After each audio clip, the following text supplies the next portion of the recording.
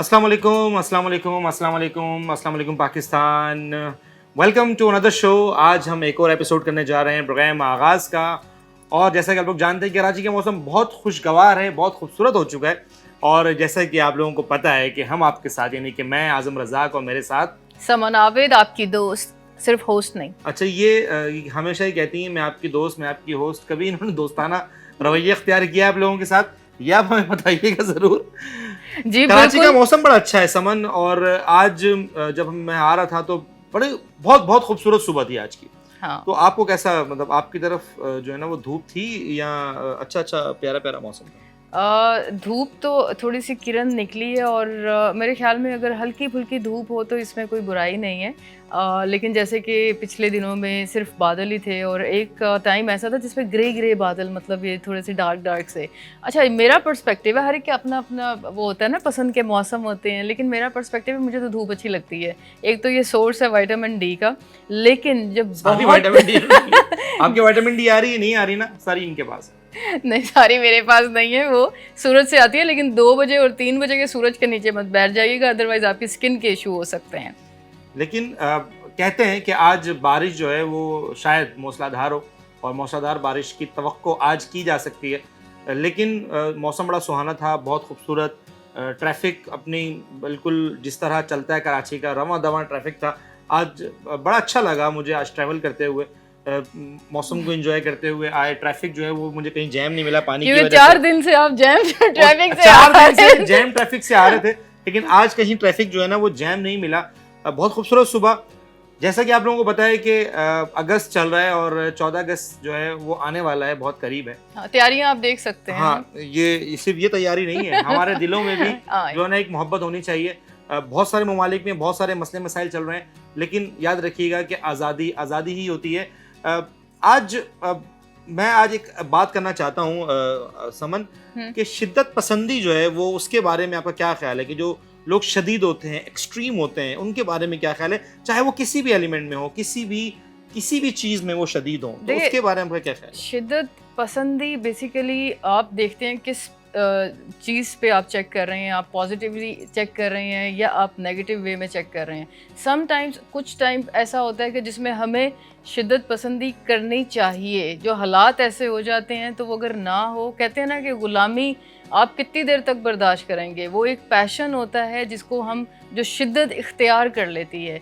तो ये अब शिद्दत आप अगर बात कर रहे हैं किसी नेगेटिव वे में, कि जो अमन व अमान के ख़िलाफ़ की जाती है, तो ऑफ़ कोर्स वो तो एक अच्छी चीज़ नहीं है और उसको कंट्रोल में रखना चाहिए। लेकिन अगर हम बात करते हैं पैशन की, अपने हक़ के लिए खड़े होने के लिए, अपने हक़ के लिए लड़ने के लिए, और उसमें जो शिद्दत पसंदी लोग इख्तियार करते हैं, वो एक अलग चीज़ है। आप किसकी बात कर रहे हैं? नहीं, शिद्दत पसंदी से मुराद ये है कि किसी भी चीज़ में एक्सट्रीम हो जाना, चाहे वो अमन व अमान की सूरत हाल हो। अगर मिसाल के तौर पर किसी मुल्क में या आपके लिए किसी मुल्क में या किसी ख़ित्ते में आपके हकूक़ अदा नहीं किए जा रहे, तो वहाँ पर शिद्दत पसंदी।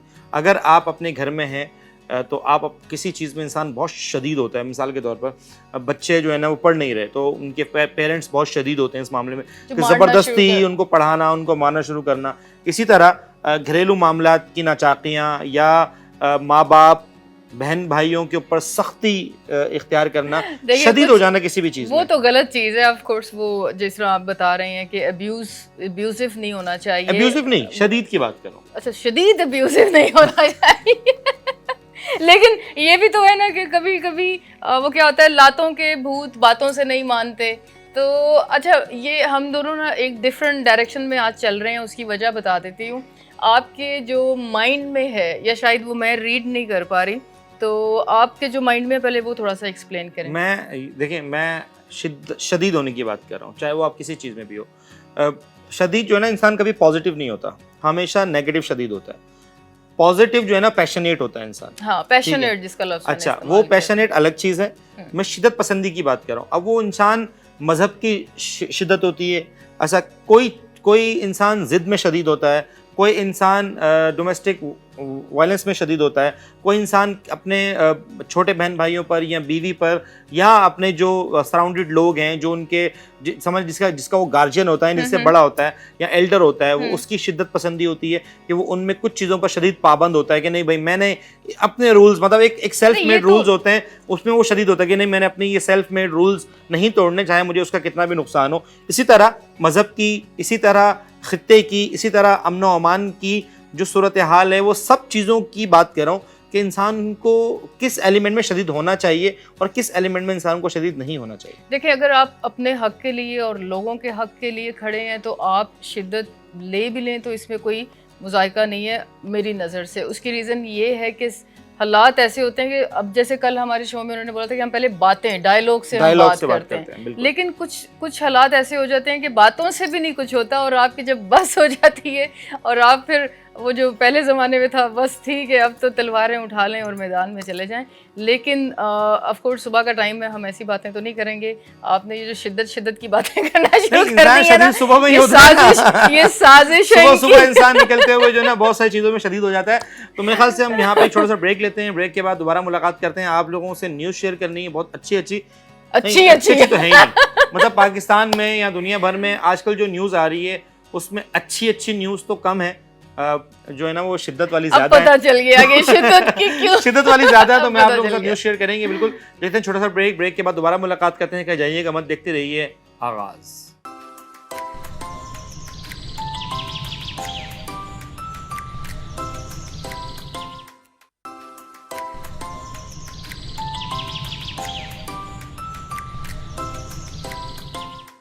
वेलकम बैक नाज़रीन, एक बार फिर खुशामदीद कहते हैं आपको प्रोग्राम आगाज़ में। और समन हम बातें कर रहे थे ख़बरों की। मैंने कहा था हम आपको शिद्दत पसंदी की खबरें जो है वो बताएंगे। तो नाज़रीन, शिद्दत पसंदी की खबरें जो है हमारे पास आ चुकी हैं और जैसा कि आप लोग जानते हैं कि बांग्लादेश में हसीना वाजिद जो हैं वो अपने घर यानी कि इंडिया जा चुकी हैं और वहाँ की आवाम, स्टूडेंट्स ख़ास तौर पर जब ये मुजाहरे शुरू हुए तो स्टूडेंट्स ने वहाँ पर पुरतशद्दुद मुजाहरे थे, वो बहुत एक्सट्रीम थे। और जब कल हसीना वाजिद ने इस्तीफ़ा दिया तो आपने देखा होगा कि उनकी रेजिग्नेशन के बाद जो स्टूडेंट थे, जो मुजाहिरीन थे, वो उन पार्लियामेंट हाउस, उनके जो वज़ीर आज़म हाउस है वहाँ पर तोड़ फोड़, मुजाहरे ठीक थे, मुजाहरों की हद तक चीज़ें जो है ना समन ठीक थी। लेकिन उसके बाद क्या हुआ कि वो पार्लियामेंट हाउस वो अपनी अमलाक को नुकसान पहुँचा रहे हैं। तो अपनी अमलाक को नुकसान पहुँचाना ही शिद्दत पसंदी है। आपने मुजाहरे किए, अपने हक़ के लिए निकले, यहाँ तक आपकी राइट्स हैं, ये एक सिविल राइट है और बांग्लादेश के आइन के मुताबिक आप मुजाहरे जो है वो कर सकते हैं, किसी भी चीज़ के लिए अपने एहतजाज लेकिन आप ये रिकॉर्ड कर सकते हैं। ये भी तो देखें ना आज़म के उनके मुज़ाहरों के बाद उन्होंने इस्तीफ़ा भी दे दिया और वो मतलब वतन से निकल भी गए। और हमारे यहाँ अगर आपको याद हो कि जब हमारी बेनज़ीर भुट्टो को शहीद किया गया था और यहाँ कराची में किस तरह से फसाद और झगड़े हुए थे और हमें ये समझ नहीं आ रहा था कि हमारी अवाम अपनी ही चीज़ों को, अपनी बिल्डिंग्स को, अपनी इमारतों को, गाड़ियों को नुकसान दे रहे थे और वो किसके खिलाफ था, किस चीज़ के खिलाफ था, वो समझ नहीं आता। असल में वो जो समन वो जो शहादत की खबर थी ना, वो शहादत की खबर ही अफसोसनाक थी और वो अफसोसनाक खबर की वजह से लोग मुश्तइल हो गए, लोग बर्दाश्त नहीं कर पाए कि पाकिस्तान में एक मेहमान बहुत अरसे बाद आता है और वो पाकिस्तान की ज़ाहिर बका खुशहाली के लिए एक पॉलिटिकल लीडर है, एक बहुत बड़ी पार्टी का पॉलिटिकल लीडर थी वो और बहुत बेहतरीन ख़वातीन में से खातून, जो पाकिस्तान की वाहिद वज़ीर आज़म भी थी, खातून वज़ीर आज़म। जब उनकी शहादत हुई, जब उनको शहीद किया गया तो आवाम वो ज़रूरी नहीं है कि वो पीपल्स पार्टी से ताल्लुक़ रखने वाली आवाम थी, वो आम आवाम जो पाकिस्तानी थी वो मुश्तइल हो गई।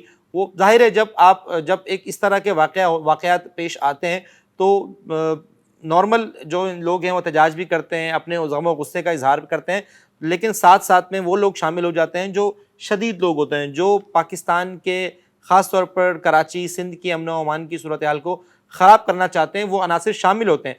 और जैसा कि आपको पता है कि ये जो बेनज़ीर भुट्टो की जो शहादत है, आपने बात छेड़ दी, बेनज़ीर भुट्टो की शहादत है वो एक डेफिनेटली एक प्लांटेड जो है ना वो इवेंट था। मर्डरर को पता था कि मैंने इनको जो है ना वो शहीद करना है और ज़ाहिर करवाने वालों ने उनको जो है ना वो शहीद करवाया। ज़ाहिर है जब ये चीज़ प्लांटेड थी तो हंगामा आराई भी प्लांटेड थी कि उसमें कौन कौन सी चीज़ों को लूटना है, किन किन अमलाक को नुकसान पहुंचाना है, पाकिस्तान को कितना नुकसान देना है, बैरूनी कुव्वतें शामिल होती हैं और पाकिस्तान को कितना नुकसान देना है। उन्होंने लोगों को हायर किया हुआ था प्री प्लान। मतलब अचानक जब बेनज़ीर भुट्टो की शहादत हुई है तो अचानक हज़ारों की तादाद में पेट्रोल की, गैसोलीन की बोतल्स कहाँ से आ गई, इतनी फायरिंग कैसे हो गई। लोगों ने पहले ही ये चीज़ें तैयार करके रखी थी। जो एंटी पाकिस्तान मूवमेंट चलाते हैं, जो पाकिस्तान की बका और अमन व अमान के खिलाफ लोग चलते हैं, उन्होंने ये चीज़ पहले ही प्लान करके रखी थी कि जैसे ही ज़ाहिर है लोग मुश्तइल होंगे, लोग गम गुस्से का इजहार करेंगे तो हम ये चीज़ें फैलाएंगे ताकि तासुर ये जाए कि पाकिस्तानी अवाम ने ही अपने अमलाक को नुकसान पहुँचाया और उस ख़ास पार्टी के लिए या उस खास पार्टी की तरफ ये रुझान जाए कि इस पार्टी ने पाकिस्तान के इस अमलाक को नुकसान पहुंचाया। ये एक पॉलिटिकल जो है ना इन्फ्लुएंस भी था, एक पॉलिटिकल मूव भी थी, एक पॉलिटिकल इवेंट भी था। तो उसको बहुत ज़्यादा मुझे याद अच्छी तरीके से कि जब ये वाक़या पेश आया तो मेरे भाई ऑफिस में थे तो बड़ा उनका घर पर आना बहुत मुश्किल हो गया था। इवन इतने पुरतशद्दुद मुजाहिरे थे कि मोबाइल सिग्नल्स जैम हो गए थे और कुछ एक आध नेटवर्क के मोबाइल सिग्नल्स जो है ना वो चल रहे थे, अदरवाइज सारे नेटवर्क जो है ना वो शदीद बिजी थे। लोगों में घर पे अपनी कम्युनिकेट नहीं कर पा रहे थे। बहुत सारे लोग अगवा हुए, बहुत सारी ख़वातीन अगवा हुई जो आज तक नहीं मिल पाई, बहुत सारे लोग ज़ख्मी हुए, बहुत सारे लोग मारे गए और एक हफ्ते तक कराची मुकम्मल तौर पर बंद था। लेकिन अभी हम बात करें बांग्लादेश की, तो बांग्लादेश में जो कल जो हुआ, हसीना वाजिद ने रिज़ाइन किया और वो चली गई इंडिया और वो कहती हैं कि इंडिया में जब तक उनको इंग्लैंड में सियासी पनाह नहीं मिलती तो उनको एक इंडिया में महफूज मकाम पर जो है ना वो रखा गया है और वहाँ से उनको इंग्लैंड ट्रांसफ़र किया जाएगा। ज़ाहिर है उनको एक सियासी पनाह चाहिए, उनकी जान को ख़तरा है क्योंकि मुजाहिरीन ने जब ढाका आने का ऐलान किया और डेफिनेटली वो ढाका तक पहुँच गए थे तो वहाँ के जो आर्मी चीफ़ है उन्होंने उनको 45 मिनट का टाइम दिया कि 45 मिनट में आप रेजिग्नेशन दें और यहाँ से जो है ना वो आप रवाना हो जाएं, आपको महफूज मकाम पर रवाना कर सकते हैं। और मिलिट्री हेलीकॉप्टर में ही वो इंडिया गई। 45 मिनट में ज़ाहिर है उनको तकरीर भी रिकॉर्ड करने का जो है ना वो टाइम नहीं दिया गया। उनको 45 मिनट के अंदर ही मुल्क छोड़ना पड़ा और अपनी बहन के हमरा वो इंडिया रवाना हो गई। लेकिन वहाँ पर अबूरी हुकूमत कायम करने की जो है वो पेशकश की गई, बाकायदा पेशकश से ऐलान किया गया। वहाँ के जो आर्मी चीफ़ हैं उन्होंने कहा कि हम एक अबूरी हुकूमत जो है वो कायम करेंगे और अबूरी हुकूमत कायम करने की जब अबूरी हुकूमत का ऐलान किया गया तो डेफिनेटली जो तलबा तहरीक तंजीमें हैं, जो उनके लीडरान हैं, जो उनके सरबरा हैं, उन्होंने इस अबूरी हुकूमत यानी कि मिलिट्री हुकूमत को मानने से इनकार कर दिया है। उनके मुतालिबात ये हैं कि हमारी जो आज उनकी मीटिंग भी है आर्मी चीफ़ के साथ, उनके मुतालिबात ये हैं कि अबूरी हुकूमत कायम की जाए। जो उनके नोबेल इनाम याफ्ता यूनुस साहब हैं उनके साथ अबूरी हुकूमत कायम की जाए, उनकी सरबराही में हुकूमत कायम की जाए और इक़्तिदार की मुंतकिली जो है वो बांग्लादेश के आइन के मुताबिक की जाए। तो मेरे पास एक और न्यूज़ भी है, हम वो भी शामिल करेंगे। तो समन एक और न्यूज़ मैं ये देना चाहता हूँ कि आज हैदराबाद में एक पुरतशद्दुद वाक़या पेश आया कि एक बच्चा 10 साल का, उसको एक ज़िम्मेदार ने कत्ल कर दिया। कत्ल क्यों किया? सिर्फ़ इसलिए कि उसकी जो बकरियां थीं वो ज़िम्मेदार की ज़मीन पर घास खा रही थी और वो ज़िम्मेदार को गुस्सा आया, उसने फायरिंग की जिससे वो बच्चा जाँ बहक हो गया। बड़ी अफसोसनाक खबर है कि घास खाने पे जो एक बेजुबान जानवरों ने मतलब खा लिया, उनका कोई इस तरह से शऊर नहीं था और फायरिंग करने से बच्चे की एक ज़िंदगी, एक इंसान की मौत वाक़या हो जाती है। तो अब मुझे आपकी इंटेंशन समझ आ गई आज़म, जो आप प्रोग्राम के शुरू में कह रहे थे कि शिद्दत पसंदी जो क्या है ना, चीज़ है, वो बेसिकली यही चीज़ है कि इंसान मेरे ख्याल में अपने दिमाग से काम करना या उसका दिमाग काम करना बिल्कुल छोड़ देता है और ऑफ कोर्स उसमें फिर वो बहुत सी ऐसी हरकत करता है कि जो कि मुनासिब नहीं होती। तो ये तो बड़ी खतरनाक खबरें आप सुना रहे हैं आज़म, थोड़ा सा तो कुछ करें। मैं क्या करूं? देखिए हमें ना मैं ये समझता हूं पर्सनली कि हमें अपनी मेंटल हेल्थ के ऊपर जो है ना वो काम करना चाहिए।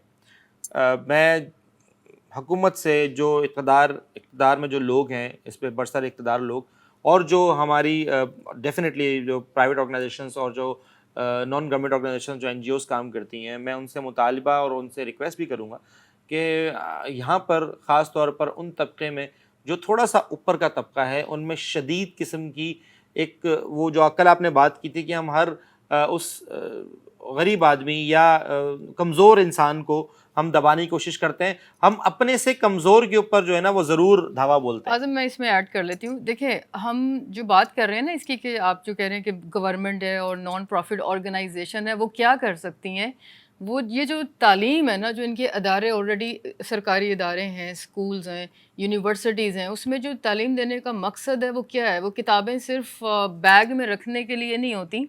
लाइब्रेरीज़ हैं हमारे पास ये सब सहूलियात हैं। उसको सिर्फ अप्लाई इस तरह से करना होता है कि हमारे जो उस्ताद हैं वो अगर हमें गाइड कर दें, हमारे लोगों को शाऊर दे दें कि बेटा सब्र क्या चीज़ है, इसकी इफ़ादियत क्या है। क्योंकि हमारा जो इस्लाम है वो भी सब्र पे ही सबसे ज़्यादा ज़ोर देता है, एक दूसरे के हकूक़ पे। कहते हैं ना, हकूक़ अल्लाह माफ़ हो जाएगा, अल्लाह अपना और मेरा और अल्लाह का मामला है तो वो मेरा और अल्लाह का है। लेकिन जो हकूक़ुल इबाद है, अगर मैं आज़म के साथ कोई ज़्यादती करती हूँ तो वो मुझे इन्हीं से ही माफ़ी मांगनी है। आपने मांगी नहीं अभी तक? मैंने अभी तक कुछ ऐसा किया नहीं।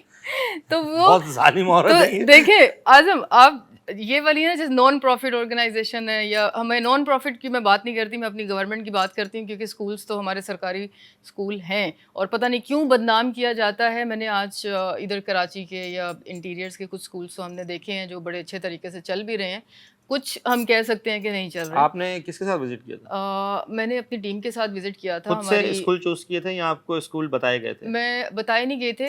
नीलम पे है, यहाँ पे नीलम कॉलोनी, वहाँ पे स्कूल्स हैं और वहाँ पे अच्छी खासी तादाद है, क्योंकि हमारी जो मेड काम करते हैं उनके बच्चों को हम कहते हैं कि हम फीस पे करेंगे, आप अपने बच्चों को तालीम दें। क्योंकि देखिए, पैसा रोटी एक समथिंग एल्स। अगर आप किसी को कहते हैं ना कि मछली पकड़ना सिखा दें, आप उनको इंडिपेंडेंट इस तरह से कर दें कि वो खुद से काम करना शुरू कर दें, स्किल्स दे दें, और इसकी वजह से आपकी जो सोच है वो चेंज होगी। वो सोच इस तरह से भी चेंज हो सकती है। आज़म, आपकी फॉलोइंग है, आप यहाँ पे अभी इस प्लेटफॉर्म के थ्रू बहुत सी एडवाइस कर सकते हैं जो भी आपको देख रहे हैं। तो ये बेसिकली क्या होता है कि जब इंसान के इन्वायरमेंट में चेंजेस अच्छी आती हैं तो वो उसको अडॉप्ट करते हैं। तो इसलिए मैं चाहती हूँ कि हमारा जो शो है ना, तो हम हमेशा पॉजिटिविटी ज़रूर बात करें। देखें, ये है तो न्यूज़, लेकिन आप इसको देखें, इसकी मेंटल अप्रोच देखें। आप मेंटल अप्रोच देखें। मैं आपको एक बात बताता हूँ, मेंटल अप्रोच की बात है सिर्फ, बाकी कोई बात नहीं है। एक 10 साल का बच्चा है, 10 साल का बच्चा, मैं समझता हूं कि अगर रोड पर 10 साल का बच्चा चल रहा है, अगर वो 10 साल का बच्चा कुछ शरारत करता है, जनरल शरारत, जिसमें आपका हज़ारों का नुकसान होता है, तो भी जो एक मोतबर इंसान है, जो समझदार इंसान है, उस बच्चे को माफ़ कर देगा। 10 साल का बच्चा तो बालिग भी नहीं होता, उसके ऊपर तो रोजे भी फर्ज नहीं है। अच्छा, ये गन्स ऐसे कैसे सबके पास आ गई हैं? अच्छा, मुझे तो अब ये समझ नहीं आती कि हर एक के हाथ में। ये एक अलग जो है ना वो कहानी भी, एक स्टोरी भी है, इसकी अलग बहस है। मैं जिसके ऊपर आप हमारी मेंटल अप्रोच देखेंगे, अगर एक 10 साल के बच्चे को आप फायरिंग करके हलाक कर देते हैं तो आपकी मेंटल अप्रोच क्या है, आपके जहन में, आपके दिमाग में क्या चल रहा है? तो आप क्या समझती हैं कि स्कूल से उनको काउंसलिंग मिल जाएगी? देखिए, उनकी मैं तो बात ये कर रहा हूँ कि जो हमारे जागीरदार, जो हमारा बिजनेसमैन तबका है, जो हमारे नौजवान हैं, जो हमारे मैच्योर जवान हैं, मैं उनकी बात कर रहा हूँ। ये किसी बच्चे ने तो नहीं किया कि 10 साल के बच्चे ने 10 साल के बच्चे को मार दिया। ये स्कूल्स में तालीम तो नहीं मिलेगी, ये तालीम तो आपकी मेंटल हेल्थ के ऊपर जो है सिस्टम है ना। ये मसला ये है हमारा कि जो वडेरा सिस्टम है, वो आप ये देखिए कि हम समझते हैं कि मैं वली हूँ, मैं बस खुदा हूँ, हमारे नीचे सब में हमें अपने गुस्से पर, अपने आसाब पर काबू नहीं है। हम शदीद किस्म के लोग हैं। हमें ना अपने जो है ना वो मेंटल हेल्थ पर काबू है, ना हमें अपनी मेंटल अप्रोच का पता है, और ना ही हमें अपनी नफसानी ख्वाहिशात का पता है। अभी एक और मैं आपको न्यूज़ ऐड करता हूँ। लाहौर में एक खातून के साथ मुबैना ज़्यादती हो गई। किसने की? जो ऑनलाइन टैक्सी ड्राइवर है उसने।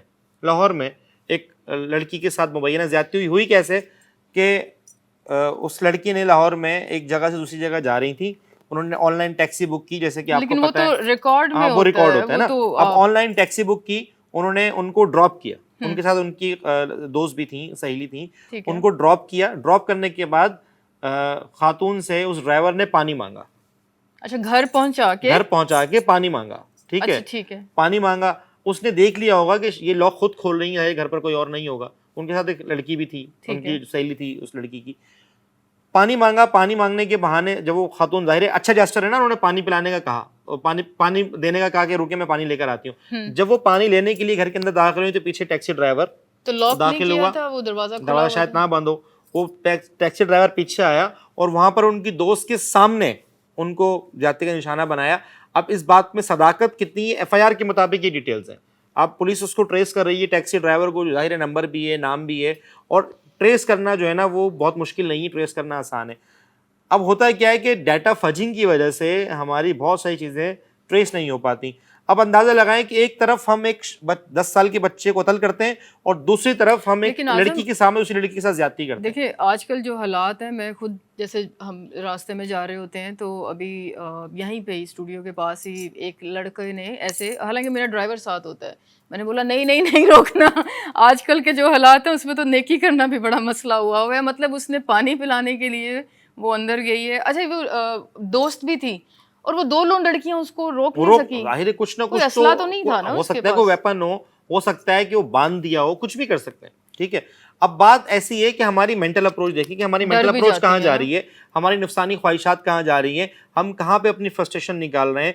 और आप इन दोनों स्टोरीज को मैच करें, ये सब ये कहाँ पर जाती है, ये मेंटल अप्रोच है हमारी। ये ऑफ कोर्स मेंटली डिसेबिलिटी कह सकते हैं कि डिसेबिलिटी, नॉर्मल पूरी तो कौम वो सोच ही पूरी नहीं कौम रहे हैं डिसेबल ना। हो गई है मेंटली। पूरी कौम जो है ना वो आप उसको उनको पूरी कौम को आप ये कहें कि वो हमारी कौम जो है वो जहनी तौर पर जो है ना बीमार हो गई है। देखिए किसी भी मुआशरे में क्राइम तब बढ़ता है, ये जराइम तब बढ़ते हैं जब इनको सजाएं नहीं मिल रही होती। एग्जैक्टली। जब आप इनकी सजाएं आम कर देंगे तो ये डरेंगे, क्योंकि दिमाग है ना, वो दिमाग जब अब वो इनकी आंखों के सामने, कानों में जब सुनाई देगा कि अगर किसी ने किसी के साथ ज्यादती की थी, उसको ये सज़ा मिली, उसको फांसी हुई, और उनको सख्त से सख्त सजाएं दें ताकि वो डरें। सज़ा का मकसद ही यही होता है कि जो अगले फ्यूचर में जो लोग बनने वाले होते हैं, क्राइम पेशा और इन चीज़ों में चले जाते हैं, तो वो थोड़ा डरें उनके दिमागी तौर पे। अब आज़म के, अब वो आज़म आप तो कभी नहीं क्राइम ऐसा वैसा सोच सकते ना। आप सोच सकती हैं? नहीं मैं तो बिल्कुल नहीं। तो क्या है, मैं तो मतलब बिल्कुल भी नहीं तो सोच जेंडर सकती। बायसनेस हो गई ना, लड़के सोच सकते हैं, लड़कियां नहीं सोच सकती। नहीं मैं हनी हनी ट्रैप ट्रैप में हनी ट्रैप में लड़कियां तो बहुत हनी ट्रैप जो है आगे ना आगे जा रही हैं। उसमें वो लड़कियां ही हैं और हनी ट्रैप में लड़कियां ही मुलविस होती हैं। बहरहाल तो हम क्या बात करें कि अब आप ये बताएं कि हमारी कौम, क्या पूरी कौम बीमार हो गई है? मेंटल अप्रोच ये है, आप मेंटली ट्रॉमा देखें। अब मैं आपको एक और खबर सुनाता हूँ। अब अच्छी सुना देना, अच्छी खुदा खबरें के हैं नहीं, वास्ते। देखें आप यकीन करें कि मैंने खबरें देखी इंटरनेशनली, नेशनली, मुझे पूरी दुनिया में आज की डेट में कोई ऐसी खबर नहीं मिली वाओ ऐसी नहीं थी। अच्छा चलें सुना। मैंने देखी, मानसेरा में एक शख्स ने अपनी दोनों बीवियों को कत्ल कर दिया। अल्लाह अल्लाह दोनों करके तो बीवियों को। शादी होती है तो उसने दोनों बीवियों को कत्ल कर दिया। अब देखें, अब दोनों बीवियों को कत्ल क्यों किया कि दोनों बीवियां शायद आपस में लड़ लड़ रही रही थी। थी, तो दोनों को मार दिया। अब जब उसने फायरिंग की तो उसमें उसका अपना बेटा जो है वो 10-12 साल को भी जद में आ गया और वो भी हलाक हो गया। यानी कि आप बताएं, मैं जो मेंटल अप्रोच की बात और जो ट्रॉमा की बात कर रहा हूँ या मैं जो काउंसलिंग की बात कर रहा हूँ, मैं इसलिए कर रहा हूँ। नहीं तो अब मुझे सबसे पहले तो ये समझ नहीं आ रही कि इन सब के हाथ में गन्स कैसे आ जाती हैं जब इनको दिमाग ही इनके जब काम नहीं कर रहे होते। तो वो तो फिर वो जब फायरिंग शुरू कर देंगे, मतलब वो बेटे को तो नहीं मारना चाह रहा था, हो सकता है वो अपनी बीवियों को भी ना मारना चाह रहा होता। दोनों बीवियों को नहीं मारना चाह रहा, दोनों को मार दिया। गुस्से में वो नहीं काबू कर पाते, ये एक बड़ी अजीब सी बात है। क्योंकि इसके बारे में वाकई मेरे ख्याल में काउंसलिंग इनकी बहुत ज़रूरी है। और आपको क्या लगता है सिर्फ काउंसलिंग से ये ठीक हो जाएंगे? देखिए काउंसलिंग से सजा एटलीस्ट से ये ठीक चीजें होंगे। कम होंगी। नहीं, सजा सजा डर है। सजा आप मखसूस लोगों को देंगे, नहीं, मखसूस मखसूस को नहीं लोगों को सजा दें, देंगे। सजा सरेआम दें और सबको दें, इंसाफ सबको मिलना चाहिए। उस पे देखिए तो कोई सजा दूसरी तो उन बात पर नहीं होगी है। ना जो जुर्म कर चुके हैं। हाँ। हमने जुर्म की रोकथाम करनी है, तो उसको जुर्म की रोकथाम के लिए सजाएं भी जरूरी हैं। हाँ। और जुर्म की रोकथाम के लिए हमें काउंसलिंग की भी बहुत जरूरी है। और काउंसलिंग कोई स्मॉल स्केल पर नहीं चाहिए, हमें एक लार्ज स्केल की काउंसलिंग चाहिए। और मैं इसीलिए आपसे उस दिन कह रहा था कि हम जो है ना, अच्छा ये सब चीजें आपस में जुड़ी हुई हैं 2-3 चीजों से। एक चीज है आपकी फाइनेंशियल स्टेटस, सही है, जिसकी वजह से मुल्क में फ्रस्ट्रेशन है, मुल्क में लोग बिजली के बिलों में अब देखें, अब एक नॉर्मल सी बात है कि घरों के किरायों से ज़्यादा बिजली के बिल आ रहे हैं।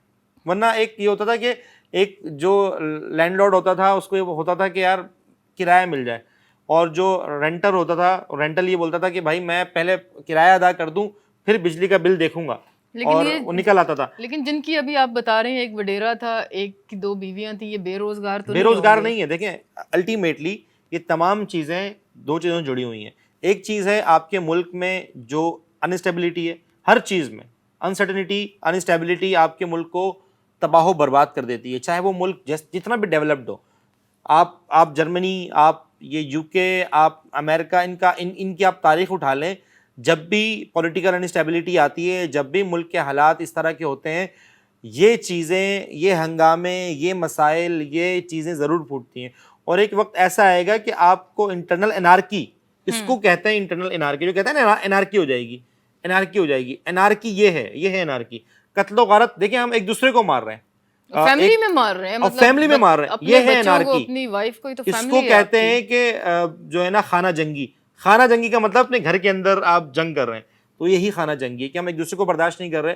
हम कुलीग को बर्दाश्त नहीं कर रहा, एक मुसाफिर दूसरे मुसाफिर को बर्दाश्त नहीं कर रहा। का कत्ल हुआ था, अब देखें वो सीईओ का जो कत्ल है, अब देखें वो कुलीग को बर्दाश्त नहीं कर पा रहे, क्योंकि इसी को खाना जंगी बोलते हैं, इसी को खाना जंगी कहते हैं। मुझे तो आपसे डर लग रहा है तो आज ये बड़ी फ्रस्ट्रेटेड है।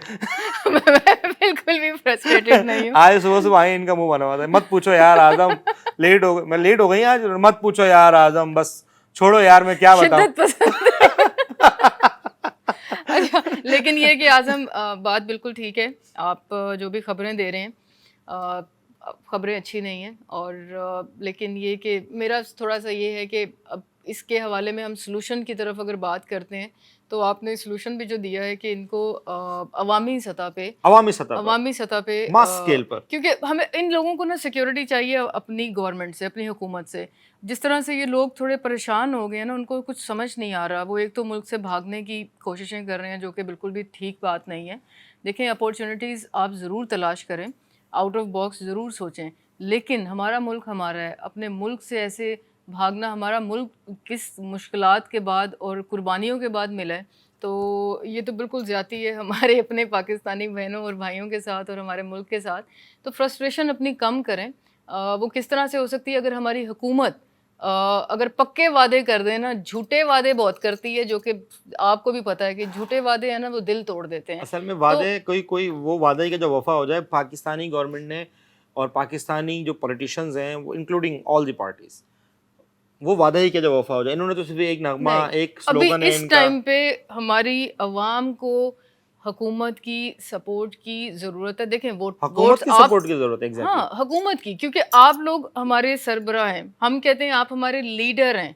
हमारी अवाम को और भी लीडर चाहिए, कहलाना भी अच्छा लगता है इन्हें। हाँ, और हमारी, मैं अब ये कहती हूँ अपनी अवाम को, देखें जिनकी इनकी रिस्पेक्ट है तो दें। क्यों? क्योंकि वो ऊपर हमारे सरबराह बैठे हैं। अगर बैठे हैं तो हम इज्जत भी दे रहे हैं, हम आपकी तरफ देख भी रहे हैं, और हम उम्मीद भी करते हैं कि अब आप कुछ कर लें। लेकिन अभी फ्रस्ट्रेशन देखें दोनों तरफ है। हमारी अवाम को बर्दाश्त नहीं है, वो सोशल मीडिया पे अब्यूज़िव लैंग्वेज यूज़ कर रही है। अब ऑफ कोर्स हमारे मिनिस्टर्स हैं, हमारे ब्यूरोक्रेट्स हैं, उन सब को जब इस तरह की चीज़ें हाईलाइट की जाती हैं, हमारे मुल्क के लिए अच्छी चीज़ें नहीं हैं।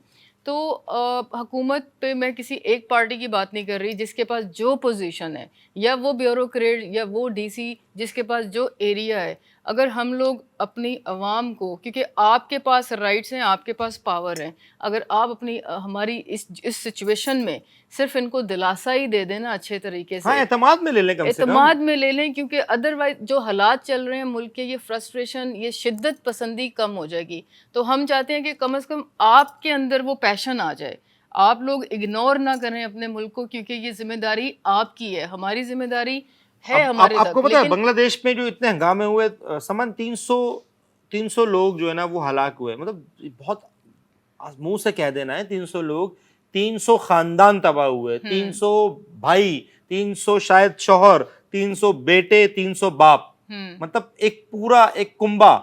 और सबसे बड़ी बात, जो मैरिड मर्द होता है उसके 2 खानदान तबाह होते हैं, एक ससुराल और एक उसका अपना घर, प्लस उसके बीवी बच्चे जो है ना वो जलीलो ख्वार होते हैं। 300 लोग पुरतशद्दुद मुजाहिरों में जो है ना वो मैं समझता हूँ कि हलाक हुए। तो अभी ये शुरू क्यों हुआ आपको पता है? नहीं। ये हमारे जो बरसर इख्तियार लोग हैं उनको चीज़ सोचनी चाहिए कि ये स्टूडेंट्स, आखिर स्टूडेंट जो तालिब इल्म है वो रोड पर क्यों आए, वो किस लिए आए? वो अपने हक के लिए आए, क्योंकि उनको उनका हक नहीं दिया जा रहा था। उन्होंने कहा कि जिन्होंने 1971 की जंग में जिन्होंने हिस्सा लिया था उनके ख़ानदानों को हम नौकरियों का 30%, गवर्नमेंट की नौकरियों का 30% जो है ना वो हम उनको देंगे। तो ये कोटा बना दिया। हमारे यहाँ भी कोटा सिस्टम बहुत कॉमन है, भी कोटा सिस्टम हमारे यहाँ बहुत कॉमन है कोटा सिस्टम। और हमारे यहाँ बहुत सारी जगहों पर देही इलाकों और शहरी इलाकों में तजाद है। अच्छा, चाहे वो सिंध के हों, चाहे वो पंजाब के हों, चाहे वो किसी भी सूबे के हों, हमारे यहाँ देही और शहरी इलाकों में तजाद है।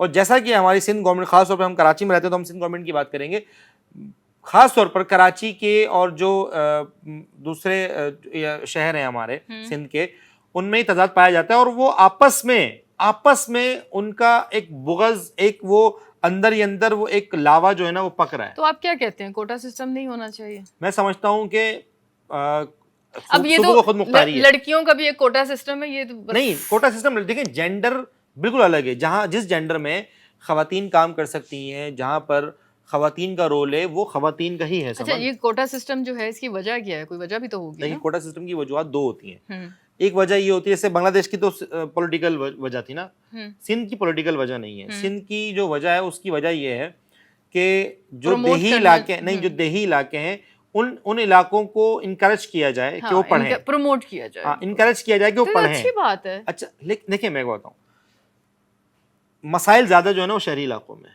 देही इलाकों में वसाइल कम है लेकिन मसाइल भी कम है। आप इस बात को नोटिस करें। मिसाल के तौर पर मैं ट्रैवल करता हूँ, या हमारी टीम के कोई मेंबर है ट्रैवल करता है वो 1 घंटा, मैं समझता हूँ कि 1 घंटा ट्रैवल करने का जो कराची में नॉर्मली गाड़ी पर 3000 का पेट्रोल लगता है आने जाने का, ठीक है, बाइक पर आ रहा तो 500, 600, 700 का पेट्रोल लगता है। अगर एक शख्स की तनख्वाह जो कि सिंध हुकूमत ने मुकर्रर की है 37,000 रुपये मिनिमम वेज, ठीक है, 37,000 में अगर वो हफ्ते में महीने में 26 दिन आ रहा है, इतवार की छुट्टी हटा दें आप, 26 दिनों में उसके 13,000 से 14,000 रुपये उसके सिर्फ फ्यूल में खर्च हो रहे हैं, तो उसके बाकी क्या बचता है?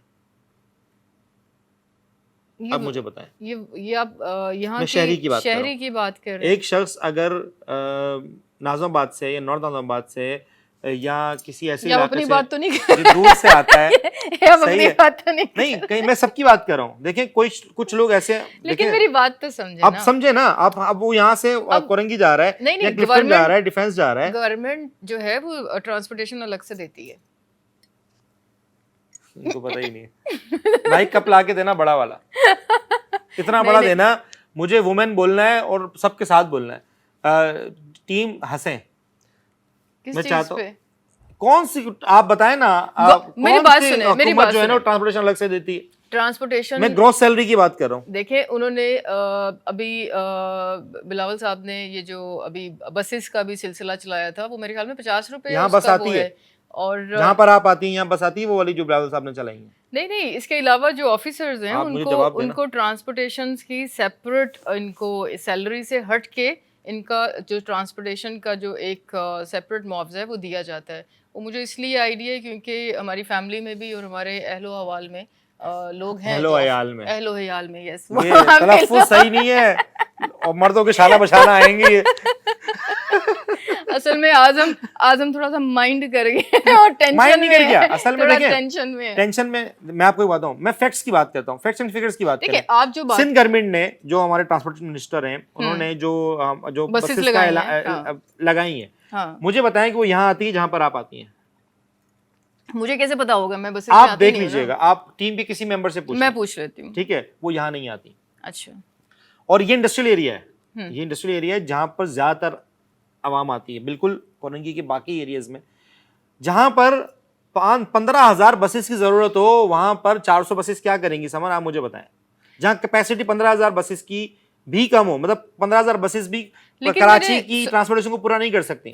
फीडबैक जो इनका अगर हम देखते हैं ना, तो जो बसेस, फीडबैक अच्छा है, हाँ फीडबैक अच्छा है, बड़ी कोई दो राय नहीं है, इन्होंने बनाई, कोई दो राय नहीं है। जो सिंध गवर्नमेंट का ये इक़दाम है रेड बसेस का, और जो फेडरल गवर्नमेंट का जो ग्रीन बस का निज़ाम है, no doubt we appreciate them, लेकिन इनफ नहीं, आहिस्ता नहीं ना भाई। 15 साल से गवर्नमेंट कर रहे हैं, कौन सा आहिस्ता, मतलब क्या, ये कौन सा आहिस्ता होता है? 15 साल से आप एक शहर में आप बरसर इक़्तिदार हैं और मुस्तकिल हैं, वही गवर्नमेंट, वही मिनिस्टर्स, आपको सबसे बड़ी बात यह है कि सूबों को खुद मुख्तारी है समन, सूबों का बजट सूबों को मिलता है जो कि हजारों अरब होता है, वो मिलता है। उसमें अगर आप 15-20 सालों में, आप 2008 से लेकर 2024 में, आप 17 सालों में ट्रांसपोर्ट का सिस्टम ना दे सकें एक ऐसे मुल्क को जो आपको तकरीबन सिंध का 70% बजट, अब देखें ज्यादती पता कहाँ होती है, जो जिसके ऊपर आवाम खड़ी होती है।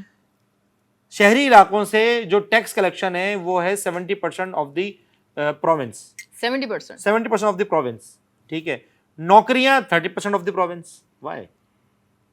कोटा सिस्टम में 30% दी हुई है, टैक्स कलेक्शन आपकी 70% होती है। मैं ये एग्जैक्ट फिगर्स नहीं है, ये तो प्लस माइनस हो सकते हैं। मैं आपको बता रहा हूँ कि एवरेज फिगर, क्या 70% टैक्स कलेक्शन कर रहे हैं पूरे सूबे का, कराची से, सिंध से, सिंध के शहरी इलाकों से, शहरी इलाकों की बात कर रहा हूँ पूरे सिंध आप के। उनके नौकरियों का आप नौकरियों का कोटा जो है ना वो 60% देही इलाकों में और 40% जो है ना वो शहरी इलाकों में। बजट भी इनको कम मिलता है ऐसी? बजट सही मिलता है, बजट जो है ना वो सही मिलता है, सही है, बस लगता नहीं लेकिन नहीं बजट मिलता है, लगता नहीं है, लगता नहीं है। भाई आप बजट लगा लें थोड़ा सा, नहीं तो अब ऐसा ना हो कि हमारे भी स्टूडेंट्स, और मुझे लग रहा है आजम ही लेके जाएंगे रैली। मैं लेकर नहीं जाऊंगा, लेकिन मैं आपको बता रहा हूँ कि शुरू कहाँ होता है। देखें 70-75 साल पाकिस्तान को बने हुए हो गए, लेकिन समन आज हम उन ममालिक से बहुत पीछे हैं जो हमारे बाद आजाद हुए। पहले बांग्लादेश हमारा बहुत बड़ा मिसाल है, इतने बुरे हालात पहले नहीं। बांग्लादेश बहुत बड़ी मिसाल है हमारे लिए। दो मिसालें हैं बांग्लादेश की। एक मिसाल है कि आपने बांग्लादेश की बर्बादी देख रही है, अभी जो बांग्लादेश में बर्बादी शुरू होगी ना उसकी वजह क्या है? शय मिल गई है। शय नहीं मिलनी चाहिए, कंट्रोल में रहनी चाहिए चीजें। मैं इस चीज के शिद्दत पसंदी के बहुत खिलाफ हूँ। शिद्दत पसंदी नहीं होनी चाहिए, चाहे वो कोई एहतजाज हो, चाहे वो सिंगल बंदा करे, चाहे वो किसी बहुत अवामी सतह पर हो।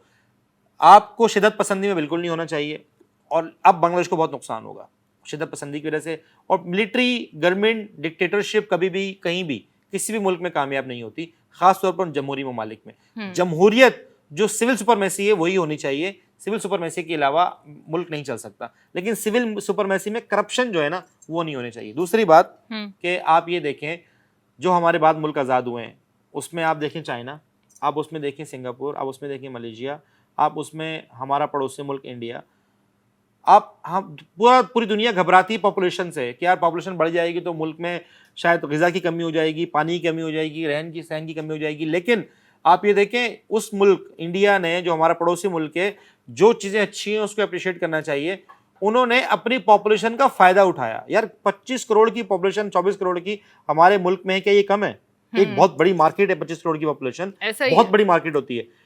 हमारे पड़ोसी मुल्क इंडिया ने अपनी पॉपुलेशन का फायदा उठाया। जब उन्होंने 1.5 अरब की आबादी है, उनकी 1.5 अरब से ज्यादा की आबादी है, आप ये देखें कि उन्होंने अपने बिजनेस प्रमोट किए। सपोज अगर कोई एंटरप्रेन्योर काम करता है समन, अगर उस पूरी आबादी का सिर्फ 1% प्रोडक्ट बिजनेस तो हमारा भी मतलब इंडस्ट्री ऐसी बात नहीं है, अल्हम्दुलिल्लाह हमारी भी इंडस्ट्रीज अच्छी जा रही हैं। ट्रेडिंग की अगर हम बात करते हैं तो हमारी एक्सपोर्ट्स भी पुराने मतलब जितने भी थे, आप आज की बात करें, इस 2024-2023 की बात करें समन, कितनी एक्सपोर्ट्स हैं हमारी?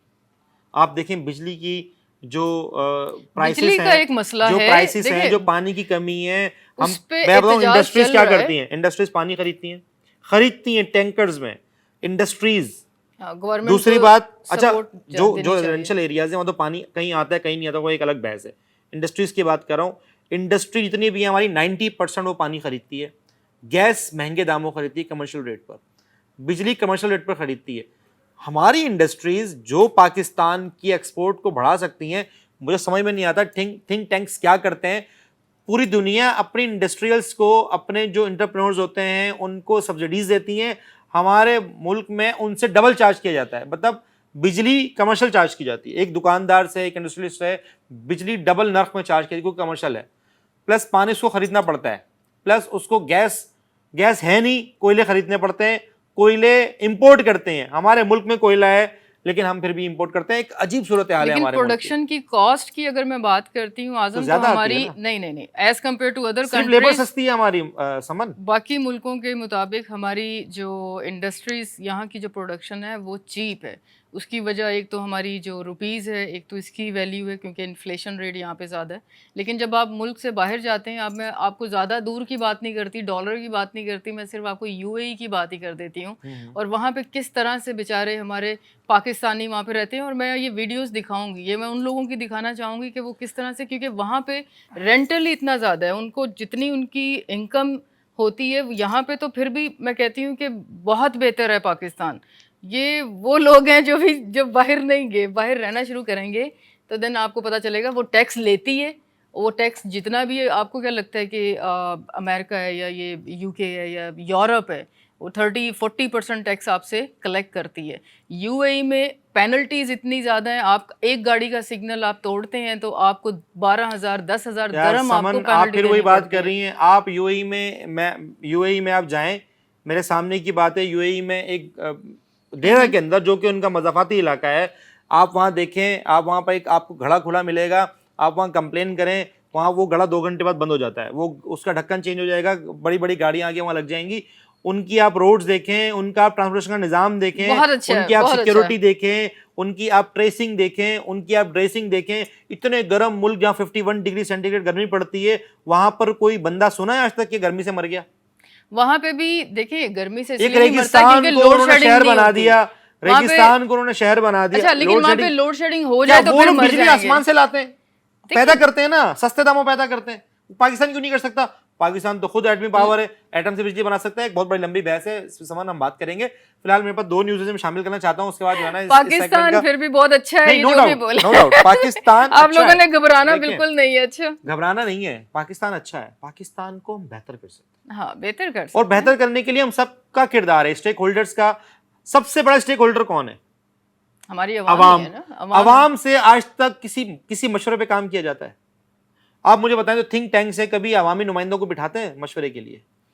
हमारी आवाम देखें, पॉलिसी मेकर्स कभी अवाम को एतमाद में नहीं लेते, अवाम पर एक चीज इम्पोज करते हैं कि आपके हमने चीज इम्पोज कर दी, आपने इसको करना ही करना है। अभी म्यूनिसिपल टैक्स लगने वाला कराची के ऊपर, फिक्र नहीं करें आप। आप बिल्कुल देखिएगा। डरा रहे हैं आप। हाँ, अभी म्यूनिसिपल टैक्स लगने वाला है आप लोग के ऊपर कराची में। आप बताएं कौन सी म्यूनिसिपल कॉर्पोरेशन काम करती है कराची में? छोड़े, बहरहाल महकमा मौसमियात की बात करते हैं, अभी मौसम की बात करते हैं ताकि मौसम खुशगवार हो जाए।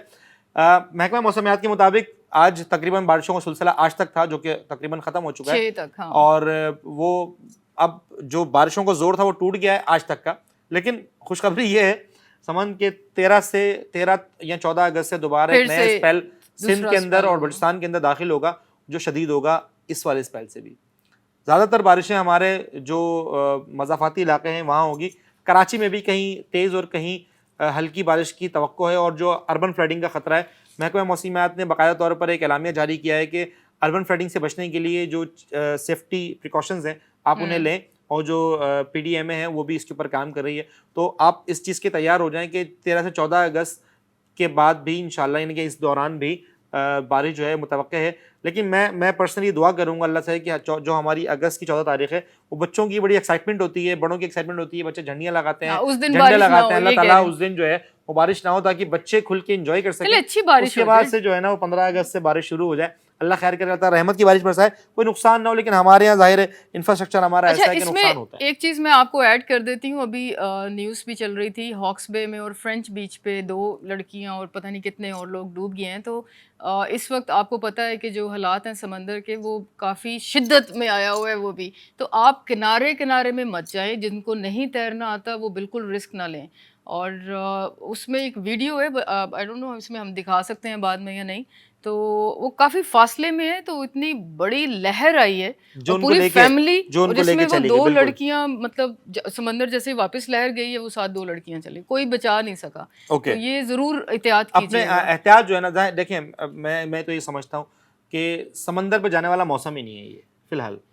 हाँ, समंदर के किनारे पर रहें, आप किनारे से भी हट के, चाहे टटल बीच पर हैं लेकिन समंदर के किनारे पर रहें, आप फ्रेंच बीच पर हैं तो भी समंदर के किनारे पर रहें, वहीं एंजॉय करें। लेकिन किनारों तक पानी में जाना, समंदर में इस तरीके से जब आपको तैरना ही नहीं आता आपको, फिर तो बिल्कुल आप गुरेज करें जाने से। आप इतने ही पानी में जाए जितना पानी आप बर्दाश्त कर सकते हैं। दूसरी बात, अभी आपको पता है कि पेरिस ओलंपिक्स चल रहे हैं। हाँ। और वहां पर पाकिस्तान की माशाल्लाह सबसे आखिरी पोजीशन है, लेकिन हमारे एक जांबाज वहां पहुंचे हुए हैं, और अरशद नदीम साहब वो जीते नहीं, उनसे उनकी जो है ना वो आज आज उनके मैचेस हैं और वो चाहते हैं कि जो आज की जो मुकाबले हैं, हमारी दुआ है, उन्होंने कौम से भी कहा है कि दुआ करें और उनके जो मुकाबले हैं शायद पाकिस्तान की वाहिद पहली और आखिरी उम्मीद जो है वो अरशद नदीम है कि शायद वो गोल्ड मेडल ले आएँ। और आपको पता है इस मुकाबले में जो हमारे रिवायती हरीफ इंडिया के जो खिलाड़ी हैं वो भी शामिल हैं। देखते हैं कि ये मुकाबले कौन जीतता है और देखते हैं कि पाकिस्तानी जो ओलंपिक के प्लेयर अरशद नदीम है वो इसमें मेडल ले सकते हैं या नहीं ले सकते। इसका फैसला तो जाहिर है मुकाबलों के बाद ही हम कर सकते हैं, फिर इंशाल्लाह आपको कल इसकी न्यूज़ बताएंगे। फिलहाल चलते हैं छोटे से ब्रेक की जानिब, ब्रेक के बाद दोबारा मुलाकात करेंगे, कहीं जाइएगा मत, देखते रहिए आगाज़।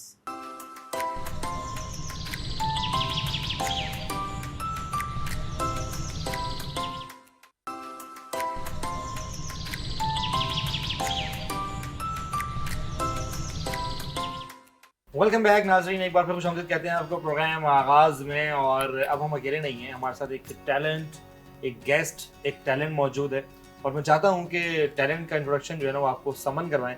तो समन बताएं हमारे साथ कौन है आज? हाँ ज़रूर, हमारे साथ मिस सहर इमरान है।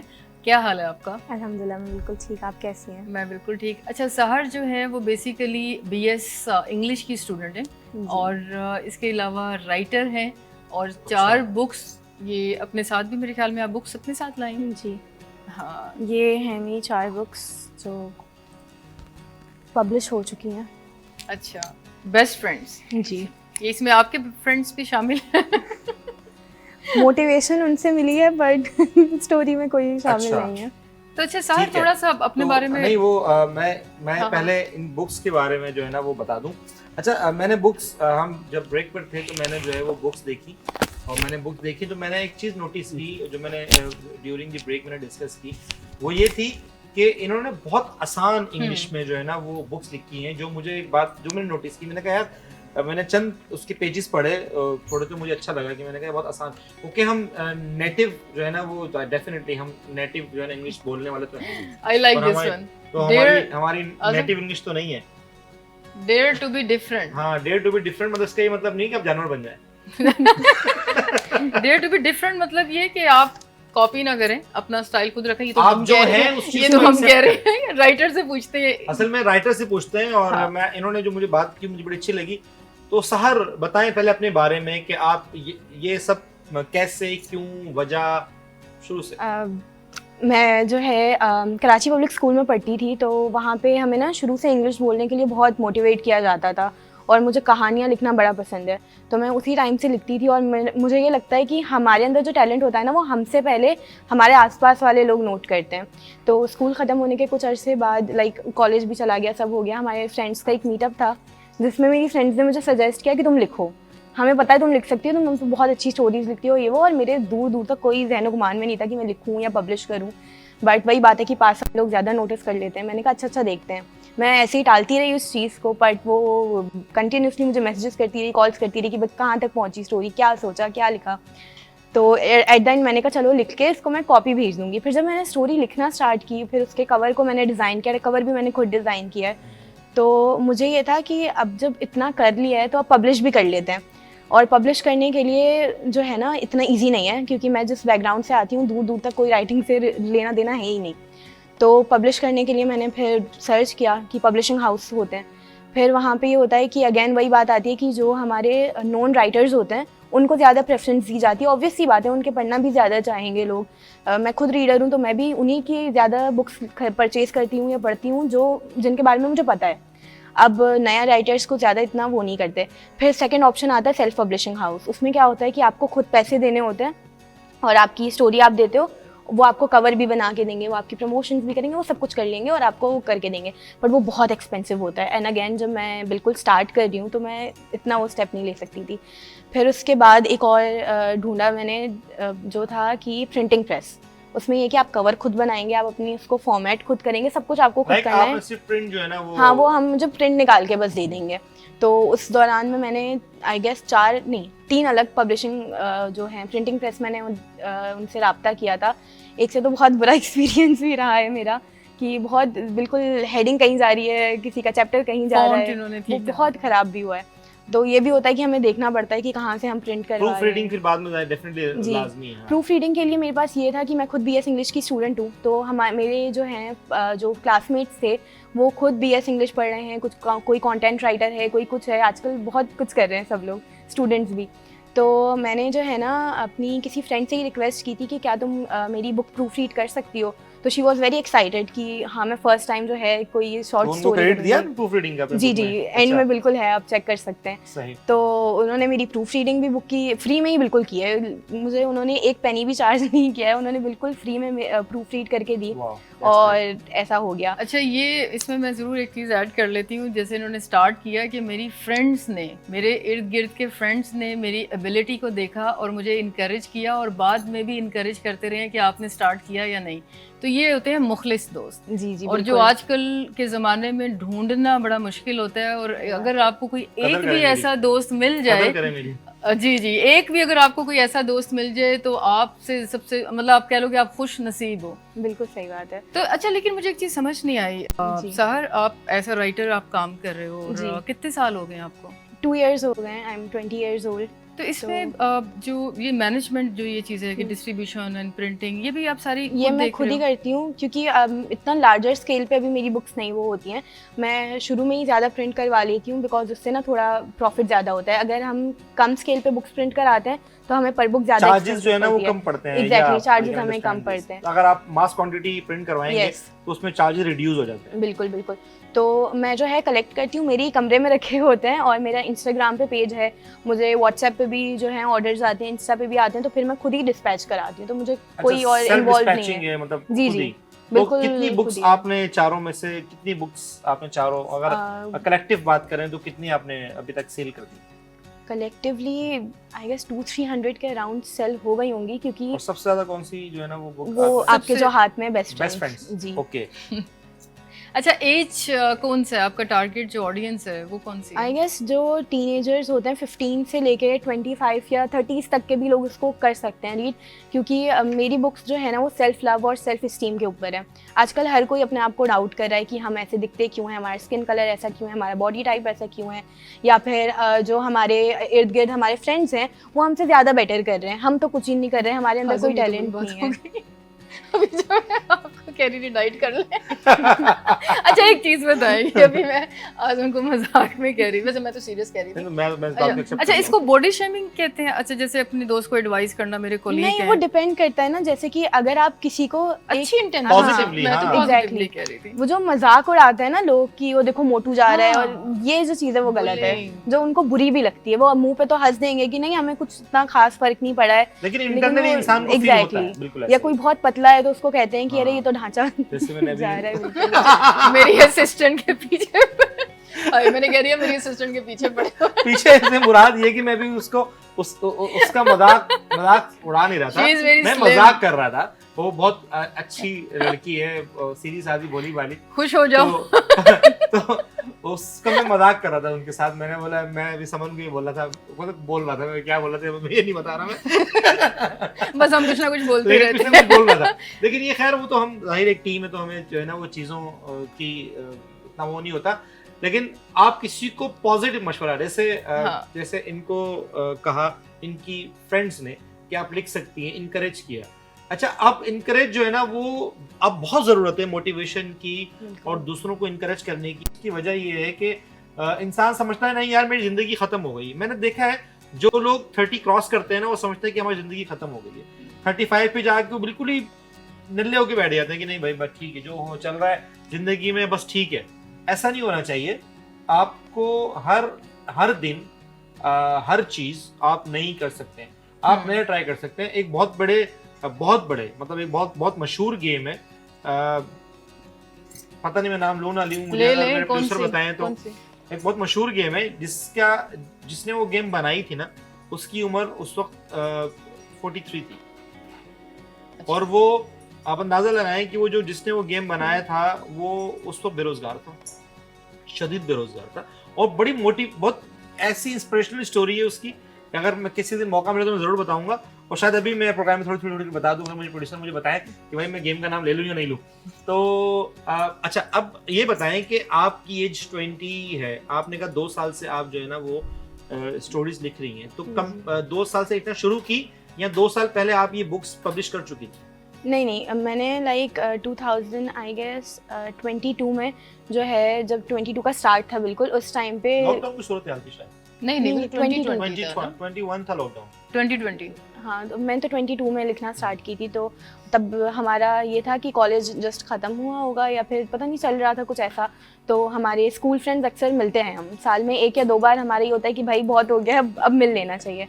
तो उसी टाइम पे हम मिले थे, बिल्कुल मेरी आई गेस बर्थडे थी, मेरी बर्थडे जनवरी में आती है, तो बिल्कुल स्टार्ट था उसका। और मैंने फेब से आई गेस लिखना स्टार्ट की और कुछ ही मंथ्स में फिर अक्टूबर तक पब्लिश हो गई मेरी बुक। अच्छा, मतलब with in few months. Yes. अच्छा, आपने कहा कि मैं एक ऐसे बैकग्राउंड से आई हूँ जहाँ पर राइटिंग का सवाल ही पैदा नहीं होता। जी बिल्कुल बताएं। नहीं करते। लाइक हमारी फैमिलीज बहुत एजुकेटेड हैं अल्हम्दुलिल्लाह, बहुत अच्छा है पढ़ने का सब कुछ, चाहे फीमेल हो मेल हो सब पढ़ते हैं। बट ये है कि राइटिंग का किसी को शौक़ नहीं रहा शायद, क्योंकि किसी ने कभी कोई बुक पब्लिश नहीं की, तो वो बिल्कुल ही मेरे लिए एकदम नया था कि चलो लिख तो लिया मैंने अपने फ़ोन में टाइप कर करके, वो हो गया, अब मैं इसको पब्लिश कैसे करूँ। तो मैंने यूट्यूब पे जाके सर्च किया, तो वो भी ज़्यादातर फॉरेन कंट्रीज़ के ही नज़र आए। तो वही बात आ गई, पाकिस्तान तो अलग बिल्कुल मुल्क है, अब यहाँ पे मैं कैसे पब्लिश करूँ। लाइक वहाँ पे अलग सिस्टम्स चल रही है ना पब्लिशिंग की, और वो बहुत अलग है। वहाँ पे अगर न्यू राइटर्स भी आ गए ना, तो उनको ज़्यादा इजीली मौका मिल सकता है कि अगर न्यू राइटर भी है ना, स्टोरी में दम है तो पब्लिश करेंगे। शायद पाकिस्तान में भी हो जाएगी। आपने एक बात बताएं, आप तो अब मैं इस चीज़ पे डिस्कस करना चाहता था, तो हमारे पास एक राइटर ही आ गई। क्या रुझान है बुक्स का इस वक्त? इतने रीडर्स नहीं हैं, बहुत कम है, और जो हैं भी ना मोस्टली डिजिटल रीडिंग पे ज़्यादा वो करते हैं कि कन्वर्ट हो गए हैं कि हम क्यों बुक खरीद के घर पे रखें और ये वो, क्योंकि मुझे तो बहुत लेकिन जो बुक की वाइब्स हैं वो थोड़ी डिफरेंट होती हैं, वो बहुत अलग होती है। क्योंकि मैं खुद एक रीडर हूँ, तो मुझसे तो कभी भी वो जो है ना डिजिटल बुक्स, ई बुक्स जिनको हम कहते हैं, नहीं पढ़ा जाता। मैंने कोशिश की ई बुक्स पढ़ने की, लेकिन मुझसे भी नहीं पढ़ी जाती। ये वो होता है, हम अपनी तो बात ही ना करें, बात ही नहीं पढ़ी जाती आपसे। अच्छा, इसमें एक लाइन है, एक मिनट, एक ये लाइन है, bitterness can be killed with kindness. I like this dialogue. ये कहाँ से आपने सोच के ये bitterness can be killed by the kindness? इसमें जो है ना एक स्टोरी में थोड़ा सा वो आ जाता है कि एक वो है जो शिद्दत पसंदी हम स्टार्ट कर रहे थे ना शो में, कि हम शिद्दत पसंदी को काइंडनेस के थ्रू भी बिटरनेस को कम कर सकते हैं। तो इसके पीछे आपकी क्या माइंडसेट? मुश्किल है यहाँ, तो बहुत मुश्किल है, क्योंकि ना इसके अंदर स्टोरी में ऐसा वो एक आ जाता है कि बेसिकली ये बच्चे की कहानी है जिसको एक बहुत अच्छा प्रोजेक्ट मिल जाता है और फिर एक एक्सीडेंट की वजह से उससे वो प्रोजेक्ट छीन लिया जाता है। बट उसके जो फादर होते हैं वो उसको ये चीज़ ना अलग वे में प्रेजेंट करते हैं। आई गेस मैं अगर गलत ना हूँ, एल्बर्ट आइंस्टाइन के साथ भी ये हुआ था कि उनको स्कूल से निकाल दिया गया था और फिर उनकी मदर को एक नोट भेज दिया था कि आपका बच्चा तो बिल्कुल पढ़ ही नहीं सकता, बिल्कुल ही बेकार है। लेकिन उनकी मदर ने उनको ये करके बताया कि आपका बच्चा इतना इंटेलिजेंट है कि हम उसको पढ़ा नहीं सकते। उनकी मदर ने इस तरह से बताया। तो इस स्टोरी में भी काइंड ऑफ वैसा ही है। मैं वहीं से इंस्पायर्ड होकर मैंने ये लिखा है कि उनके फादर जो है ना वो ऐसे कहते हैं कि इन्होंने कैंसिल कर दिया प्रोजेक्ट, लेकिन इसलिए किया है क्योंकि उनके पास इतना अच्छा काम नहीं है जितना अच्छा आप कर रहे हो, तो आप बहुत अच्छा कर रहे हो। तो बेसिकली उसको एंड में जाके बिल्कुल एंड में पता चलता है कि वो बिल्कुल ऑपोजिट था। हमारी हुकूमत, तो आप लोग बहुत अच्छा काम कर रही हैं, आप जैसे तो लोग हैं ही नहीं हमारा मुल्क। मेरे ख्याल में हम ऐसी बातें करते हैं तो शायद काइंडनेस एंड में पता लगे तो यार हम तो काम नहीं किया। नहीं, हम भी अपनी हुकूमत को कहते हैं कि आप बहुत अच्छे हैं, बहुत अच्छा काम कर रहे हैं और इसी तरह करते रहें शायद। अच्छा, आप वैसे आप क्या जो फैमिली बैकग्राउंड है, लाइक आप किस बैकग्राउंड से ताल्लुक है आपका? मैं एक बलोच फैमिली से बिलोंग करती हूँ और बाकी ऐसा कोई वो नहीं है, जस्ट गवर्नमेंट जॉब्स करते हैं मेनली सब और पढ़े लिखे। और रहते हैं कहाँ है कराची में? यहाँ हम गार्डन की साइड पे रहते हैं, जहाँ पे तकरीबन जो है ना वो बलोच कम्युनिटी नहीं, उसकी दो वजूहत है।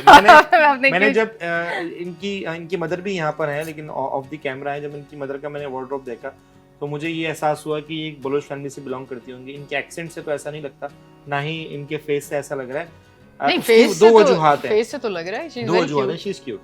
अच्छा, उसकी दो वजूहात है कि मैं कुछ लोगों को जानता हूँ, खास तौर पर लियारी और बलोच फैमिली से। हमारे यहाँ ये बात मैं इसलिए ऐड कर रहा हूँ कि हमारे यहाँ ना मेरा बलोच कल्चर बहुत रिच कल्चर है। अच्छा, हमारे यहाँ बलोच कल्चर और जो खास तौर बलूचिस्तान की जो इलाके हैं, जो ट्राइबल इलाके हैं बलूचिस्तान के, वहाँ पर बहुत सारी चीज़ें ऐसी प्रमोट की जाती हैं कि शायद उनको हुकूक की पसमानदगी है। तो मैं थोड़ी सी वो चीज़ें बताएं कि क्या आप जब डेफिनेटली आप कराची में रहते हैं तो आप बताएं कि बलोच कम्युनिटीज़ को क्या हकूक़ की पसमानदगी है पाकिस्तान में? जी, थोड़ा सा ये है कि देखें हमारे जो, अगर हम सिर्फ गैस की भी बात कर लें तो सबको पता है कि मेनली बलूचिस्तान से ही वो सप्लाई होता है। हम क्योंकि हम लोग यहाँ, जैसे आपने कहा लियारी के, हम यहाँ के नहीं हैं, हम फ्रॉम बलूचिस्तान से हैं, मैं तुर्बत से बिलोंग करती हूँ।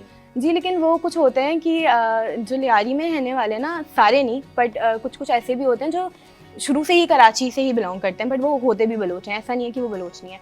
तो वो थोड़े डिफरेंट हैं। जो आप कह रहे थे कि मेरी मदर को देख के ऐसा नहीं लग रहा है। बोर्न इन कराची होंगे ना लियारी के, और वो बलूचिस्तान से होंगे। जी, थोड़ा सा वो So you difference born in होता है। Karachi or the Balochistan? I am actually born in Karachi, but my family is originally from Balochistan. हम लोग जो हैं मेरे आई गेस फादर जब छोटे थे तब मेरे जो दादा हैं तब वो शिफ्ट हुए थे Karachi. Okay. So we are basically from Balochistan. और जो कौन से रीजन से? हम तुर्बत से हैं। तुर्बत से। जी। अच्छा खूबसूरत। सहर, इट्स वेरी ब्यूटीफुल, लेकिन It ये है is. कि बलूचिस्तान के बहुत ब्यूटीफुल लैंडस्केप्स हैं, लेकिन अफसोस ये है कि हमारे पास इतने रिसोर्सेज नहीं है कि हम उन जगह तक जा सकें। वो बहुत जो रास्ते हैं ना हमारे, वो इस तरह से बने नहीं है कि हम जा सकें, वरना बहुत ब्यूटीफुल लैंडस्केप्स हैं बलूचिस्तान के। सहर एक बात बताओ, आप वुमन आप खुद भी जैसे जी। लड़की हो और देख रहे हो, वुमन एम्पावरमेंट के हवाले से कुछ लिखा है अभी तक या लिखने का प्लान है? मेरी जो है मुझे राइटिंग जो है वो नेचुरली जो मुझे आती है तो मैं लिखना स्टार्ट कर देती हूँ। She is very young ना। तो मैं बुलेट चीज़ों पॉइंट्स को, लिख के हाँ। स्टार्ट करती हूँ। जो मेरा फेडेड मून है आपके पास ही रखी हुई है, हम्म। तो this is also about a female, कि वो इतनी कोई बड़ी एज की फीमेल नहीं, but like middle age female according my age, कुछ इस तरह की होगी वो। तो उस बारे में मैंने लिखा है कि कैसे बचपन से लेके आप बड़े होते हो तो आपकी फैमिली में भी ना कभी आपको कलर डिस्क्रिमिनेशन होगा, आपके बाल किसी तरह से हैं तो उसके लिए आपको बोला जाएगा, तो वो ना कुछ पैचेस छोड़ देते हैं। तो उस तरह के मैंने लिखे हैं, बट वो एग्जैक्ट वुमेन एम्पावरमेंट पे अभी तक मैंने नहीं लिखा है। माइट भी मैं आगे जाके इस पे राइटिंग तो करूँ। इसमें मोरल ऑफ द स्टोरी क्या है इस faded moon? Just love yourself the way you are. मेरे मोस्टली नहीं बुक तो में यू यही है। मोटिवेटेड टू द गर्ल्स के यार इफ नहीं, समवन बॉयज को बुलिंग भी, यू, बॉयज को भी हाँ, ये ठीक overall है, story if someone girls is पे bullying- है, हाँ, but- मतलब हाँ। ये स्टोरी गर्ल की है, लेकिन अगर कोई आपको किसी चीज पे आपको बॉडी शेमिंग करता है, आपकी किसी भी चीज पर अगर आपकी शेमिंग करता है, तो इस चीज को आप टॉलरेट करें या आउटकम कैसे करें? कुछ वे आउट बताया आपने? मैंने ना इस पे ऐसे दिखाया है कि आपको ना, फिक्शनल है ये? फिक्शनल है बिल्कुल, अच्छा, फिक्शनल कैरेक्टर्स हैं सारे। हम्म। मैंने स्टोरी में ये दिखाया है कि किस तरह से जो है आपको कोई बातें अफेक्ट करेंगी, क्योंकि सर्टेन थिंग्स आपको जब कोई बार बार बोलेगा ना, आपको अपनी चीज अच्छी भी लग रही होगी ना, एट अ पॉइंट आप सोचेंगे कि यार वाकई में क्या वाकई कुछ ऐसे कमी है हाँ, मुझ में, हाँ कुछ है या नहीं है, क्योंकि वो हो जाता है, हम नॉर्मल ह्यूमन ही हैं। तो इसमें ना मैंने ये दिखाया है कि अगर आपको कोई चीज़ आपकी बुरी बोल भी रहा है तो आप देखो वो चीज़ अच्छी कैसे हो सकती है। ऐसा नहीं है कि सब कुछ बुरा ही है, अच्छाई होगी, कुछ ना हो कुछ तो आपके अंदर अच्छा होगा। फॉर एग्जाम्पल अगर कर्ल बाल होते हैं तो उसको भी ना थोड़ा सा वो किया जाता है कहीं कहीं कि कर्ल बाल हैं, स्ट्रेट करा लो, या वो तो कहते हैं इंसान नहीं, अब वो किसी ऐसा है। हाल में ना खुश नहीं, नहीं ऐसा है, मेरी होता। भतीजी है ना, मेरी भतीजी है, तो मैं उसको मजाक में मंजूलिका बोलता हूँ, उसके बाल ना थोड़े से कर लें, तो मैं जब कभी घर पर जाऊँ या वो सो के उठती है तो मैं बोलता हूँ मंजूलिका इधर आओ, मैं उसको बकायदा मंजूलिका बोलता हूँ। अच्छा, वो शेमिंग के लिए नहीं, मैं उसको बड़ी मोहब्बत से बोलता हूँ, ऐसा है। अच्छा, वो हो सकता है कि इस बात को भी वो सोचे, तो आपने मुझे एक बड़ी हुआ बताई, हम तो बेध्यानी में कह देते हैं, बिल्कुल। बस अब आपने तो दोबारा नहीं किया, दोबारा नहीं किया। दोबारा नहीं तो किया। मैं उसको वाकई मतलब मैं उसको जो छोटी वाली है, मैं उसको अलग गूगल बोलता हूँ उसको, हमारे कभी कोई चीज गुम हो जाती है ना, तो वो उसको बोलते हैं यार ये ढूंढ कर लाओ, ढूंढ कर ले आती है। अच्छा, वो तो प्यार से उसको- होता है ना। हाँ, उसको मैं गूगल बोलता हूँ, ये सब चीजें नहीं है, कुछ भी ढूंढना है वो इसको बोलते ढूंढ के ले आएंगी। अच्छा, ये अभी चीज़ आप सोशल affect करती मीडिया, है। अच्छा ये अभी सोशल मीडिया में आप देख रहे हो, दुरे फिशाम बहुत अच्छी एक्ट्रेस हैं हमारी और बड़ा काम किया है इन्होंने। तो उनकी यूके में एक तो सबसे पहले उनकी प्राइवेसी डिस्क्रीट की गई है, वहाँ पे जो फैन थे उन्होंने बगैर पूछे उनकी वीडियो बनाई है और वायरल हुई है सोशल तो मीडिया पे। वीडियो मतलब और बाहर उसके की थी? बाहर यूके में वो जैसे जाते हैं ऐसे टूरिस्ट, वो अपना वहाँ पे अपनी फैमिली के जिसके साथ भी वो वहाँ पे वो थे, तो प्राइवेसी किसी बीच ने ही है यार ये तो। राहगीर में चलते हुए सड़क पे किसी ने, क्योंकि वो फेमस हैं, सेलिब्रिटी हैं, और उन्होंने वीडियो बनाई है जिसमें उनकी हेल्थ बॉडी शेमिंग काफ़ी की जा रही है। बिकॉज देखिए वेट है, वेट पुट ऑन हो जाता है, लूज हो जाता है, लेकिन ये कि हम चलो ये तो कहते हैं कि जो सेलिब्रिटीज़ हैं वो पब्लिक प्रॉपर्टी एक तरह से बन जाती है। नहीं, तो पब्लिक इसमें- प्रॉपर्टी नहीं होती। देखें, मैं इसको डिनाई करूंगा, पब्लिक प्रॉपर्टी नहीं है, लेकिन पब्लिक फिगर है। दूसरी figure। बात ये है कि अगर आप पब्लिक फिगर हैं तो इसका हरगिज ये मतलब नहीं है कि आपकी प्राइवेट लाइफ नहीं है। बिल्कुल। If I am doing something here और I am doing something at my house और एट माय वर्क प्लेस, हाँ। अदर वर्क प्लेस, तो वो मेरा मसला है, वो मेरा, बिल्कुल। ऐसी बात आपको है। तनकीद करनी है, आप विद इन लिमिट आप तनकीद करें। अगर आपको कोई बात कहनी है आप कहें, क्योंकि मेरे यहाँ पर मैं उसका मकसद कुछ और है और मैं कहीं और काम कर रहा हूँ, मेरा मकसद कुछ और है। आजम वो तो प्राइवेसी तो डिस्क्रीट की जो कि नहीं करनी चाहिए थी, वो तो पहली बात हम कर रहे हैं। उनको बॉडी शेमिंग पे, जैसे उनका एक अवार्ड हुआ था तब उनके कपड़ों पे और उस पे किया था, उन्होंने बेसिकली पुट ऑन किया है वेट ना। नहीं देखिए, मैं आपको अब वो साइकोलॉजिकली मैं कह रही हूँ साइकोलॉजिकली ना चीजें होती इशू हैं। होगा। अगर आप पब्लिक डोमेन में काम कर रहे हैं, हाँ। तो आपको मैं पर्सनली मैं ये समझता हूँ, मेरी बात से आप लोग डिसएग्री भी कर सकते हैं, कि अगर आप पब्लिक फिगर हैं तो आपको अप्रोप्रिएट ड्रेसिंग करनी चाहिए ताकि आपको कोई तनकीद ना करे। अगर आप टीवी पे आ रहे हैं, आप घर में है ना, आप कुछ भी पहने, आप प्राइवेट पार्टी पर हैं, आप कुछ भी पहने, आप पब्लिक में आ रहे हैं, नेशनल टीवी पर आ रहे हैं, आप पब्लिक के लिए आ रहे हैं, तो आप वो ड्रेसिंग अपनाएं जो ड्रेसिंग अप्रोप्रिएट हो और आपकी उस सोसाइटी में एक्सेप्टेबल हो। सपोज हम यूके जाते हैं या हम किसी दुबई में जाते हैं, कपड़े तो ठीक थे, आपने देखी है वो? नहीं वो नहीं देखी, मैं एक बात कर रहा हूँ अवार्ड सेरेमनी की बात कर रहा हूँ, जैसे बहुत सारी हमारी सिंगर्स हैं, अच्छी लग रही थी, मुझे तो अच्छी लग रही थी। बहुत सारे लोगों को पसंद आती है, बहुत सारे लोगों को नहीं आते, कुछ ड्रेसिंग बहुत सारे लोगों को पसंद आएंगी, कुछ लोगों को नहीं आएंगी। तो आपने जो आपकी फॉलोइंग शिप है, वहां से आपके पास दोनों तरह के फीडबैक। हाँ। अब ये बुक्स आपने लिखी हैं, अब कुछ फैंस को बहुत अच्छी लगेगी, कुछ फैंस बोलेंगे यार कितनी माठी इंग्लिश लिखी है आपने, लेकिन आपका जो पॉइंट ऑफ व्यू डिफरेंट है, अनटिल अनलेस आपका पॉइंट ऑफ व्यू पहुंचे नहीं। मतलब मैं भी फर्स्ट इंप्रेशन में देखूंगा, बोलूंगा यार बहुत माठी इंग्लिश लिखी, बिल्कुल। लेकिन आपने मुझे उसको बताया, मैंने ये बात आपने माठी नहीं बोला था आपने बोला था इजी लफ्जों में। ओफो, अब जिसे तनकीद करनी हो तो यही बोलेगा ना। नहीं, ये तनकीद नहीं कर रहे थे। मैं एक बात कह रहा हूँ, जब मैंने भी पढ़ी ना तो मैंने फर्स्ट इंप्रेशन में देखा, मैंने कहा बहुत नॉर्मल इंग्लिश लिखी है, पूछूंगा, आपने खुद ही बता दिया। जी जी ठीक है, अब बहुत सारे, अब आपका पॉइंट ऑफ व्यू, आपके दिल में क्या है, या आपने किस मकसद से वो चीज पहनी या मार्केट में दी है, वो डिफरेंट है। तो आपको दोनों फीडबैक एक्सेप्ट करने चाहिए। रही प्राइवेसी ब्रीचिंग की बात, तो प्राइवेसी ब्रीचिंग जो है ना वो बिल्कुल डिफरेंट है, वो नहीं करनी चाहिए। आप अगर फैमिली के साथ, बातों में अच्छी चीज पूछ ली। ऐसा राइटर, आजम की बात से भी मैं आगे कर रही हूँ, बाकी विकेबलरी पे तो एक बड़ा वो होता है ना, हाँ। एक तो कंटेंट और एक विकेबलरी। आपने मतलब अगर सिंपल लिखा है तो आपको चैलेंजेस फेस नहीं करने पड़ेंगे, या ऐसा राइटर अगर कोई आपका कोई मेंटोर हो, वो आपको कह रहे हो कि आप डिफरेंट विकेबलरी यूज करें? अच्छा, मेरे जो मेंटोर्स रहे हैं ना, वो बेसिकली मेरे टीचर्स और फैकल्टी मेंबर्स रहे हैं। इवन मेरे एक सर हैं हमारे यूनिवर्सिटी में ही, तो वो अक्सर ना, उनको बहुत शौक है कि वो मेरे इंटरव्यूज़ लें। अगर ये जब ऑन एयर जाएगा तो he must be very happy seeing this. तो मेरे मेंटोर्स वही रहे हैं, और मैंने उनको अक्सर अपनी बुक्स जो हैं सॉफ्ट कॉपीज़ में भी भेजी हैं प्रूफ रीड होने के बाद, और उनको हार्ड कॉपीज़ भी दी हैं। तो उन्होंने कभी इस चीज़ को लेके मुझे पॉइंट आउट नहीं किया है कि बहुत इजी इंग्लिश है, इजी वोकेबलरी है। बाकी जहाँ तक रीडर्स की बात है, मुझे दोनों तरह से फीडबैक्स मिले। जैसे अभी आप कह रहे थे कि कोई कहेगा कि बहुत नहीं यार, मुझे ये नहीं पढ़नी, इसमें तो बहुत इजी इंग्लिश है, मैं चाहती हूँ कि मेरी इंग्लिश बेटर हो, मेरी स्किल्स पॉलिश हो, तभी मुझे जो है ना बुक्स रीड करनी है। Trying to read the books for the vocabulary. अरे इंग्लिश है, हाँ अच्छा, हाँ अरे इंग्लिश, हाँ भाई इंग्लिश आई है, सॉरी गाइस। हाँ, पाबंदी है यहाँ इंग्लिश बोलने। Now you have to face the music. मतलब बताएं, फेस द म्यूजिक। म्यूजिक अच्छा चलें, वापस आते हैं। तो ये मेरे साथ भी हुआ है कि मुझे लोग कहते हैं कि हमें जो है अपनी वोकैबलरी इंप्रूव करनी थी, तभी हम बुक्स लेके पढ़ते हैं।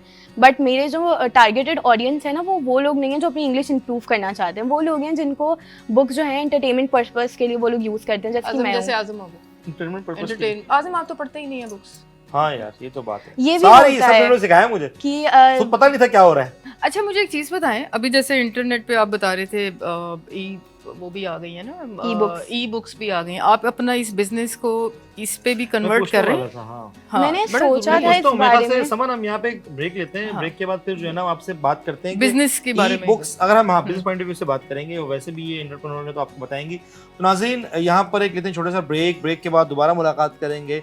हम अच्छी बातें कर रहे हैं, और अभी हम बात करने वाले हैं कि बुक्स दिखाएंगे भी आपको, और बुक्स में क्या क्या चीज़ें और मज़ीद बेहतर हो सकती हैं, इसके बारे में डिस्कस करेंगे। कहीं जाइएगा मत, हमारे साथ रहिएगा, देखते रहिए आगाज़।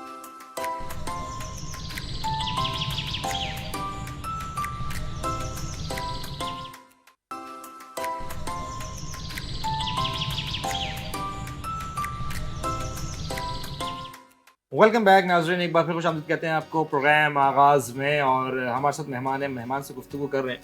अच्छा, मैं थोड़ा सा इसमें ऐड करती आपकी तरफ ही आ रहा था। मैसेज देना चाह रही हूँ हमारी तरफ से, हमारे प्लेटफॉर्म की तरफ से नाजरीन को, जिनके पास कोई टैलेंट है, जो राइटर है, सिंगर है, या कोई भी टैलेंट है, कोई भी स्किल्स टैलेंट है। की डिस्क्रिप्शन क्या है? टैलेंट मतलब कि उनको ऐसी चीज़ लगती है कि जो डिफरेंट है, और वो उनको प्लेटफॉर्म चाहिए बेसिकली, और हमारा प्लेटफॉर्म उनके लिए हाजिर है। हम अपना प्लेटफॉर्म उनके लिए ज़रूर वो देंगे, उनको प्रोवाइड करेंगे इन अ वे कि वो हमें मैसेजेस में बता सकते हैं, हमें ईमेल कर सकते हैं। इस चैनल का वो ईमेल आईडीज़ और हम नंबर्स मेंशन्स कर देंगे। आपको अगर लगता है कि आप अच्छे राइटर हैं, मैं सिर्फ राइटर की बात नहीं कर रही, आज तो खैर हमारे पास राइटर है, या सिंगर हैं, या एक्टिंग का शौक है, ये मैं 3 चीज़ें इसलिए बोल रही हूँ, जिसको आर्टिस्ट कहते हैं, या पेंटर्स हैं। ठीक है, मैं इस वजह से कह रही हूँ, बहुत सी ऐसी फैमिली मैंने जब एक्टिंग शुरू की थी ना, ये तो मजाक की बात है, जिन फैमिली का बैकग्राउंड नहीं है, और जैसे कि हमारे यंगस्टर यूथ है, और उनको जैसे आजम, आप तो मुझे नहीं पता आगे, लेकिन जिनको भी है और वो चाहते हैं कि उनको असल में पता है क्या होता है, उनको नॉलेज नहीं होती, उनको ये नहीं पता होता कि हमें किसके पास जाना है, प्रोडक्शन क्या होती है, प्रोडक्शन हाउसेस कहाँ पे है। हम क्योंकि यहाँ पे टैलेंट उस तरह से इम्प्रूव नहीं किया जा रहा ना, उस तरह से गाइड नहीं किया जाता, तो वो कौन सी टैलेंट एजेंसी, हाँ, टैलेंट एजेंसी का वो वाला वो नहीं है, रवाज नहीं है, क्योंकि ये हम मीडिया से ही ताल्लुक़ रख रहे हैं। ये आरजे भी रहे हैं, और अभी ये होस्टिंग कर रहे हैं, एंकर भी हैं, मैंने एक्टिंग की हुई है, और हम इस वक्त होस्टिंग कर रहे हैं और एक चैनल पे हैं। तो हमारे पास ये प्लेटफॉर्म है। अगर आप लोगों को इन एज एन आर्टिस्ट, चाहे वो पेंटिंग है, एक्टिंग है, सिंगिंग है, राइटिंग है, कोई भी आपको ये प्लेटफॉर्म चाहिए होगा, आप हमसे रब्ता कर सकते हैं इस चैनल पे, और हम आपको ये इन्फॉर्मेशन और आपके टैलेंट अगर सच में होगा तो हम आपकी मदद ज़रूर करेंगे। अच्छा, मैं एक चीज़ में ऐड कर दूं, जैसा कि समन ने कहा कि हमारे यहाँ पर जो है ना वो टैलेंट एजेंसीज जो है ना वो नहीं है इस तरह। अच्छा, दूसरी बात ये है कि हमारे यहाँ टैलेंट को डिटरमिन करने के लिए भी कोई पैमाना नहीं है। टैलेंट वो है जो वायरल है, मतलब हालांकि टैलेंट वो नहीं है जो वायरल है, टैलेंट वो है जो है, मतलब जो आपके अंदर एक चीज़ है वही टैलेंट है ना, उसको पॉलिश करने के लिए आपको प्लेटफॉर्म चाहिए होता है। हम आपकी जो भी यहाँ पर टैलेंट होगा, कोशिश करेंगे कि यहाँ पर आपसे थोड़ा सा उसका इंट्रोडक्शन लें और आपके लिए एक ब्रिज का किरदार अदा करें। कंसर्न सपोज अगर आप सिंगर हैं तो हम किसी ऐसे आपको उस्ताद के पास या किसी ऐसे इदारे में भेज दें जो आप वो गाने रिकॉर्ड करवाना चाहता है या कोई कंपोजिशन आपको करवानी है, तो हम एक ब्रिज का किरदार अदा करते हैं। अगर आप एक्टिंग की तरफ हैं तो प्रोडक्शन हाउसेस को हम जानते हैं, कर देंगे, या किसी डायरेक्टर को रेफर कर सकते हैं। ठीक है, आप इसी तरह अगर आप राइटर हैं तो हम कोशिश करेंगे कि हम उसकी इन्फॉर्मेशन भी गैदर करें और आपको किसी पब्लिशर के पास भेज दें। इसी तरह अगर आप मुख्तलिफ जैसे खेलों के साथ आपका ताल्लुक है, आप अच्छे आईटी में एक्सपर्ट हैं, हम आईटी कंपनी से रेफर कर देंगे। आप अच्छे कंसल्टेंट हैं तो हम यहाँ रेफर कर देंगे। ठीक है तो इसी तरह हम कोशिश ये करेंगे कि हम अब बहुत सारी रिक्रूटर कंपनीज को भी ऑन बोर्ड लें ताकि वो आप लोगों के लिए एक अपॉर्चुनिटी का वो जो है ना एलिमेंट भी एक आ जाए, जरिया बन जाए। हम एज एन ब्रिज आपके लिए किरदार अदा कर सकते हैं। हालांकि बहुत मुश्किल काम है, इसको मैनेज करना बड़ा मुश्किल है, लेकिन हम ये चाहते हैं कि हमारी जो भी व्यूअर्स हैं या जो हमारे साथ इंटरेक्टिव लोग हैं, जो हमारे साथ ऑलरेडी ऑन बोर्ड हैं, हम चाहते हैं कि हम एटलीस्ट इतना तो कर सकें कि एक ब्रिज का किरदार अदा कर सकें। हम रिक्रूटर कंपनीज को कह सकते हैं कि आपको कौन कौन सी नौइयत की जॉब्स जो हैं वो चाहिए, हम आपको वो जॉब्स यहाँ अनाउंस कर देंगे। आप उनसे हमारे रेफरेंस से या हमारे रेफरल से उनसे रब्ता कर सकते हैं। जॉब अपॉर्चुनिटीज हो सकता है कि आपका सीवी या आपकी वो टैलेंट या आपके अंदर जो हुनर है वो किसी कंपनी की नीड हो और आपका भी काम हो जाए, उस कंपनी का भी काम हो जाए। तो हम back to the guest, back to the talent, तो बताएं कि आपकी कौन कौन सी बुक्स हैं सहर, जिसमें जिन्होंने आपने लिखी, क्या उनकी डिस्क्रिप्शन है, क्या है उनमें, मुझे बताएं थोड़ा सा ताकि हमारे व्यूअर्स को पता चले, ताकि वो आपकी बुक्स पढ़ सकें। मेरी लाइफ में ना फ्रेंडशिप का बड़ा वो इम्पैक्ट रहा है, तो मेरी हर बुक में कहीं ना कहीं आपको थोड़ा बहुत वो नज़र आएगा। सो जो फर्स्ट बुक थी मेरी वो है बेस्ट फ्रेंड्स, और इसमें 2 फ्रेंड्स की ही कहानी है। एंड सडनली एक फ्रेंड का ना थोड़ा सा नेचर चेंज हो जाता है, या यूँ कह लें कि थोड़ा सा उसका रहने का सलीका चेंज हो जाता है, और दूसरा फ्रेंड उसको फ़ौरन से नोट कर लेता है एंड उसको जो है वापस से बताता है कि यू आर वर्थ इट। उसको ये होता है कि मेरी फ्रेंड तो बहुत अच्छा कर रही है, और ये चीज़ अक्सर आप देखेंगे कि फैमिलीज़ जो है ना कंपेयर भी बहुत करते हैं कि तुम्हारी दोस्त को देखो, उसके तो इतने अच्छे मार्क्स आए हैं, उसको तो इतना अच्छा हो रहा है पर तुम्हारा नहीं हो रहा। तो उसको ना वो अपनी ही बेस्ट फ्रेंड से, जिससे वो एक्चुअली बहुत क्लोज होती है, उसी से थोड़ा कंपेटिटिवनेस फील करती है। तो बेस्ट फ्रेंड उसके बारे में है, बट स्टिल उसकी फ्रेंड उसको करेक्ट वे पे ले आती है। And the second story is dare to be different. Dare to be different जो है वो एक बच्चे की कहानी है जो बहुत अच्छा पियानो प्ले करता है, is a very nice pianist, और उसने अपने फादर से वो चीज़ सीखी है। फिर उसके बाद उसका कोई एक ट्रेजिडी हो जाती है, जी पियानो, उसके बाद ट्रेजिडी हो जाती है एंड फिर बहुत सी चीज़ें होती हैं। वो स्टोरी जब लोग पढ़ेंगे तो उनको पता चलेगा। गुड है, ठीक है।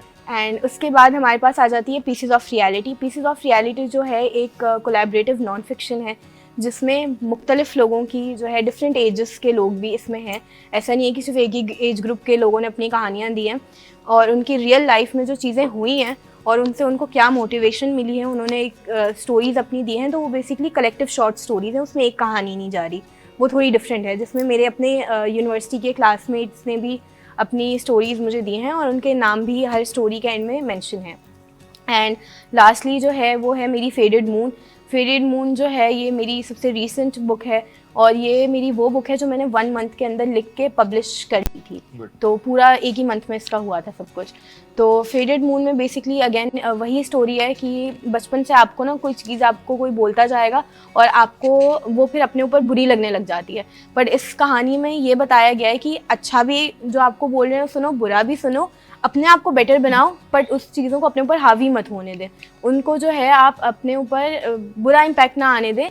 आप सारी चीज़ों को एक्सेप्ट करने के बाद, सुनने के बाद आप अपने आप को प्यार करो और बस सुन लो सबकी, बट अपने बारे में बुरा मत सोचो। बेसिकली वो है इस पूरी स्टोरी में। सुनो सबकी, करो अपनी। exactly. जैसे अम्मा कहती थी। ये बताएं कि अगर कोई आपकी बुक्स अप्रोच करना चाहे तो कैसे अप्रोच करें? मेरा इंस्टा पेज है, वहाँ से ही मुझे लोग जो है अप्रोच कर सकते हैं और मैं वहाँ से उनको डिलीवर करा देती हूँ। स्टोरीज ऑफ सहार। आप बता सकते हो ना, अब पूरी आईडी आप बता सकते हो। stories_of_sahar। अच्छा, ई बुक्स पे हम बात कर रहे थे ब्रेक से जाने से पहले, तो आप इसकी तरफ थोड़ा सा रुझान करें, क्योंकि आप इसको ऐसा हॉबी ले रही हैं या आप प्रोफेशनल इसको ले रहे हैं? जब मैंने स्टार्ट किया था ऑब्वियसली मेरा हॉबी से ही स्टार्ट किया, अभी भी मेरी हॉबी ही है। अगर मैं इसमें कुछ अच्छा कर सकती हूँ तो बहुत अच्छी बात है, I can continue that. But for now मेरे लिए बुक राइटिंग एक हॉबी है। मैं चाहती हूँ मैं लिखूँ और मेरी कहानियाँ लोगों तक पहुँचे, लोग पढ़ें। बहुत फेमस अगर मैं नहीं भी होती तो मुझे उससे इतना कोई खास इफेक्ट नहीं होगा। नहीं, आपका किस तरफ रुझान? एक देखें, दो चीज़ें होती हैं। राइटर दो एलिमेंट देखता है। एक राइटर लिखता है कि ये ड्रामा है, एक राइटर लिखता है कि मेरा ये मकसद है, एक एम है कि मैं लोगों तक मैं अपना ये मैसेज पहुंचाऊं। तो आपका कौन सा साइड? मेरा वो मैसेज वाला साइड है कि एंटरटेनमेंट भी मिले, बट जो है ना उस एंटरटेनमेंट पे ऐसा हो कि पढ़ने के बाद लोगों को रियलाइज हो, हाँ यार मैं भी अपने बारे में इतना बुरा सोचा था, इतनी जरूरत है नहीं। वो तो किसी एक बुक में ऐसा होगा ना। वो मेरी मोस्टली बुक्स में ऐसी ही अभी तक जितनी लिखी हैं यही कहानियाँ चल रही हैं। हो सकता है कि मैं आगे जाके अलग मैसेजेस भी दूं, बट मैं ऐसी राइटिंग करना चाहती हूँ कि मेरी हर बुक के एंड में कोई ना कोई मॉरल ही हो। देखिए, वो तो हर ड्रामे के एंड में भी कोई ना कोई मॉरल होता है। स्पेसिफिकली आप ये बताएं कि आपका मकसद क्या है बुक्स लिखने का? लोगों तक क्या पैगाम पहुंचाना चाहती है? एक मास पैगाम क्या है? कलेक्टिव पैगाम क्या है? मैं बुक्स लिखने का सिंपल सा ये है क्योंकि मैं खुद एंजॉय करती हूँ, जस्ट मैं इसलिए लिखती हूँ। और मैसेज ये है कि अगर आपको बेसिकली कोई टैलेंट है आपके अंदर, आप जस्ट शोकेस करो, इतना सोचना नहीं चाहिए। As long as you know कि आप कोई गलत काम नहीं कर रहे हो, you should just go for it. मतलब ऐसा हॉबी इसको हम कह सकते हैं। है और अभी आप कोई करियर बनाने का इतना कोई करियर में क्या करने का इरादा रखती हैं? फिलहाल तो मैं BS इंग्लिश कर रही हूँ। मेरे इरादा तो ये है कि मैं आगे जाके और अपनी पढ़ाई कंप्लीट करूँ, होपफुली फिंगर्स क्रॉस PhD तक मैं जाऊँ, एंड फिर प्रोफेसर इंशाल्लाह, और फिर प्रोफेसरशिप की तरफ मैं थोड़ा जाना। टीचिंग का भी आपका एक्सपीरियंस रहा है? जी, मेरा टीचिंग का एक्सपीरियंस रहा है, और मैं जो है अपनी बुक्स की वजह से ही बेसिकली टीचिंग के फील्ड में गई थी। मैंने आपको ऑफ कैमरा ये बात बताई थी कि मैं जब मेरी बेस्ट फ्रेंड सक्सेसफुल हुई थी, मेरी फर्स्ट बुक थी, तो मैं अपने स्कूल के टीचर्स को वो दिखाने गई थी कि इट इज़ अ सक्सेस। प्यार होता है ना, बहुत ही अच्छे टीचर्स रहे हैं हमारे। इंस्पिरेशन जो है ना वो टीचर होती है या होता है, ऐसा ही है। वो एक वक्त के बाद आकर वो इंस्पिरेशन खत्म हो जाती है कि यार वो टीचर जो है अच्छा, ना। आप गए अपने टीचर के पास कभी, स्कूल के, कॉलेज के? यार या आपको बस मार पड़ती थी? नहीं, समन हम लोग ना थोड़े से, अगर मैट्रिक की बात करूं, आप मेरा सबसे अच्छा टाइम जो है ना वो मैट्रिक वाला ही था। सबका यही शैतानी वाला। हाँ, अच्छा, उसमें टेंशन नहीं होती ना, कुछ ऐसा होता है ना करियर की, ना कुछ, जो ठीक है, जो कर रहे हैं वो कर रहे हैं। बिल्कुल। हमारा सबसे अच्छा टाइम वही था। टीचर्स का ऐसा था कि हम लोग इंतहाई शरारती स्टूडेंट्स थे, इंतहाई शरारती। और टीचर्स बस हमारी एक, अल्लाह ताला, हमारी मैडम का इंतकाल हो गया, अल्लाह ताला उनको जन्नत नसीब करे, बहुत यंग और बहुत स्मार्ट थी वो।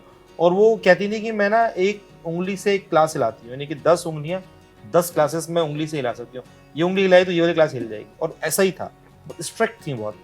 लेकिन वो कुछ समहाउ हम अगर हम पढ़ाई में बहुत अच्छे नहीं थे ना, तो हम बाकी एक्टिविटीज़ में, करिकुलर एक्टिविटीज़ में, स्कूल की कॉम्पिटिशन्स और रनिंग में हो गई या वैसे हो गया, तो कोई मुकाबला हो गया, तो आप फेवरेट स्टूडेंट थे? उसमें हम ये वाले फेवरेट थे। पढ़ाई में हम बिल्कुल शरारती थे।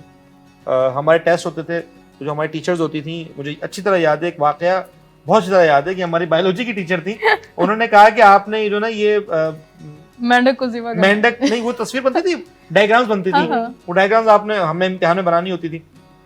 आज ये वाले डायग्राम्स बनाएंगे और गर्ल्स आप लोग बगैर देखे बनाएंगे, बॉयज आप लोग देखकर बनाएंगे। और हमने टेस्ट में वो देखकर भी नहीं बनाई। तो ये तो हाल था हमारा। लेकिन बहरहाल एक बहुत अच्छा टाइम होता है, लेकिन ये चीजें बाद में रियलाइज होती हैं कि यार व्हाट यू हैव मिस्ड।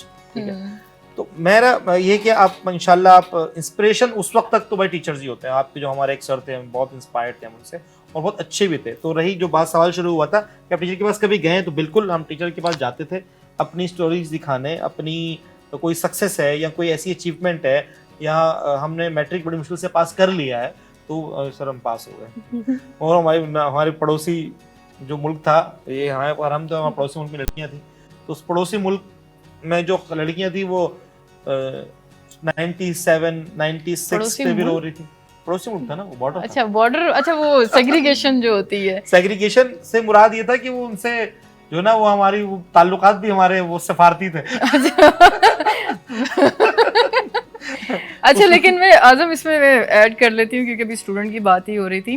मैं भी बड़ी शरारती थी, लेकिन पढ़ाई में अच्छी थी, इंटेलिजेंट कह लें, और पढ़ती इतना खास नहीं थी। तो हमारे कुछ टीचर्स होते थे, वो कहते थे, वो इस तरह से ना, मेरा 254 नंबर होता था, तो वो पूरा पहले उन्होंने तकरीर करते थे, क्योंकि मुझसे लड़कियां फिर काफ़ी जेलस होती थी कि आप 254 को कुछ नहीं कहते।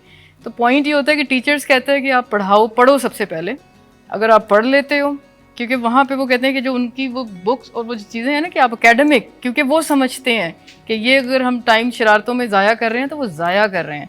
तो मैं को करिकुलर एक्टिविटीज़ की अभी तो बात नहीं करूँगी, लेकिन ये कि वो भी एक स्किल्स हैं, लेकिन पढ़ाई इज़ द मेन थिंग। अगर आप पढ़ाई करते हैं, फिर शरारतें भी कर लें, को करिकुलर एक्टिविटीज़ भी कर लें, तो फिर टीचर्स की आप कह लो कि आंखों का तारा बन जाते हैं। तो मुझे मेरा मतलब वैसे भी टीचर्स की आंखों का तारा ये जेलसी, टीचर्स वैसे भी लड़कियों की आंखों तारा होती हैं।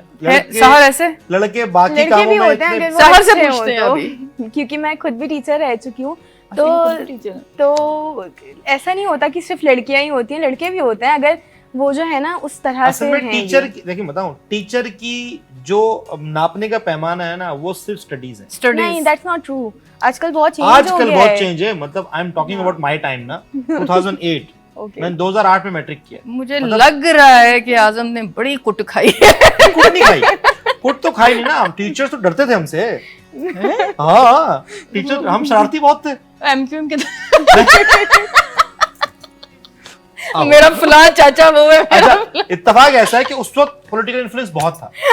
समझ आ गई। और ना टीचर डरते इस सेंस में थे कि हम बाद में तंग करते टीचर्स को। अगर टीचर ने हमें मार लिया, किसी टेस्ट में मार लिया, तो हम टीचर्स को बाद में तंग बहुत करते थे। तंग भी इस तरीके से करते थे, क्लास का माहौल खराब करना है, शोर करना है, ये करना है। अच्छा, हमारी बड़ी वो थी ना, दूसरी क्लास के लड़कों को भी इन्वॉल्व कर लिया, भाई इनको तंग करना है, दूसरी क्लास के लड़के भी तंग कर रहे हैं, उसने उस क्लास को इन्वॉल्व किया। अब जहां टीचर जा रही है ना, वो टीचर तंग थी, उनको तंग करना था, तो ये होता था। खैर, ये बहुत एक बेवकूफाना एक चले मजाक की बात कर रहे थे। मजाक की बात नहीं, आप टीचर हैं, आप बताएं, आप आप ज्यादा बेहतर बता सकते हैं। मैं टीचर एच की हूँ, और आजकल मैंने जितना देखा है ना, क्योंकि मेरी तो अभी कुछ साल हो गए खत्म हुए हुए स्कूलिंग को, तो मैंने ये देखा है कि अब ना हमारी जो हेड ऑफिस वगैरह होते हैं, वो हमें ये कहते हैं कि आप पढ़ाओ बिल्कुल, लेकिन जो है ना उसको थोड़ा फन करो। क्योंकि मैंने प्राइमरी ही सेक्शन पढ़ाया है और इंग्लिश ही टीचिंग की है मैंने, और हम लोग नेटिव इंग्लिश स्पीकर्स नहीं हैं। वो कुछ बच्चे आपको मिल जाएंगे ऐसे जिनके माँ बाप घर में भी अंग्रेज़ी बोलेंगे, बट मोस्टली उर्दू या नेटिव लैंग्वेजेस बोली जाती हैं सबकी। तो हमें क्या होता था कि हमें डिफरेंट आइडियाज़ निकालने हैं, अब हमें डिफरेंट गेम्स निकालने हैं जिससे हम बच्चों को जो है ना इंगेज कर सकें। जैसे कि मुझे याद है कि मैं 3 क्लास पढ़ा रही थी, तो वो तो बहुत मुश्किल है उनको पढ़ाना।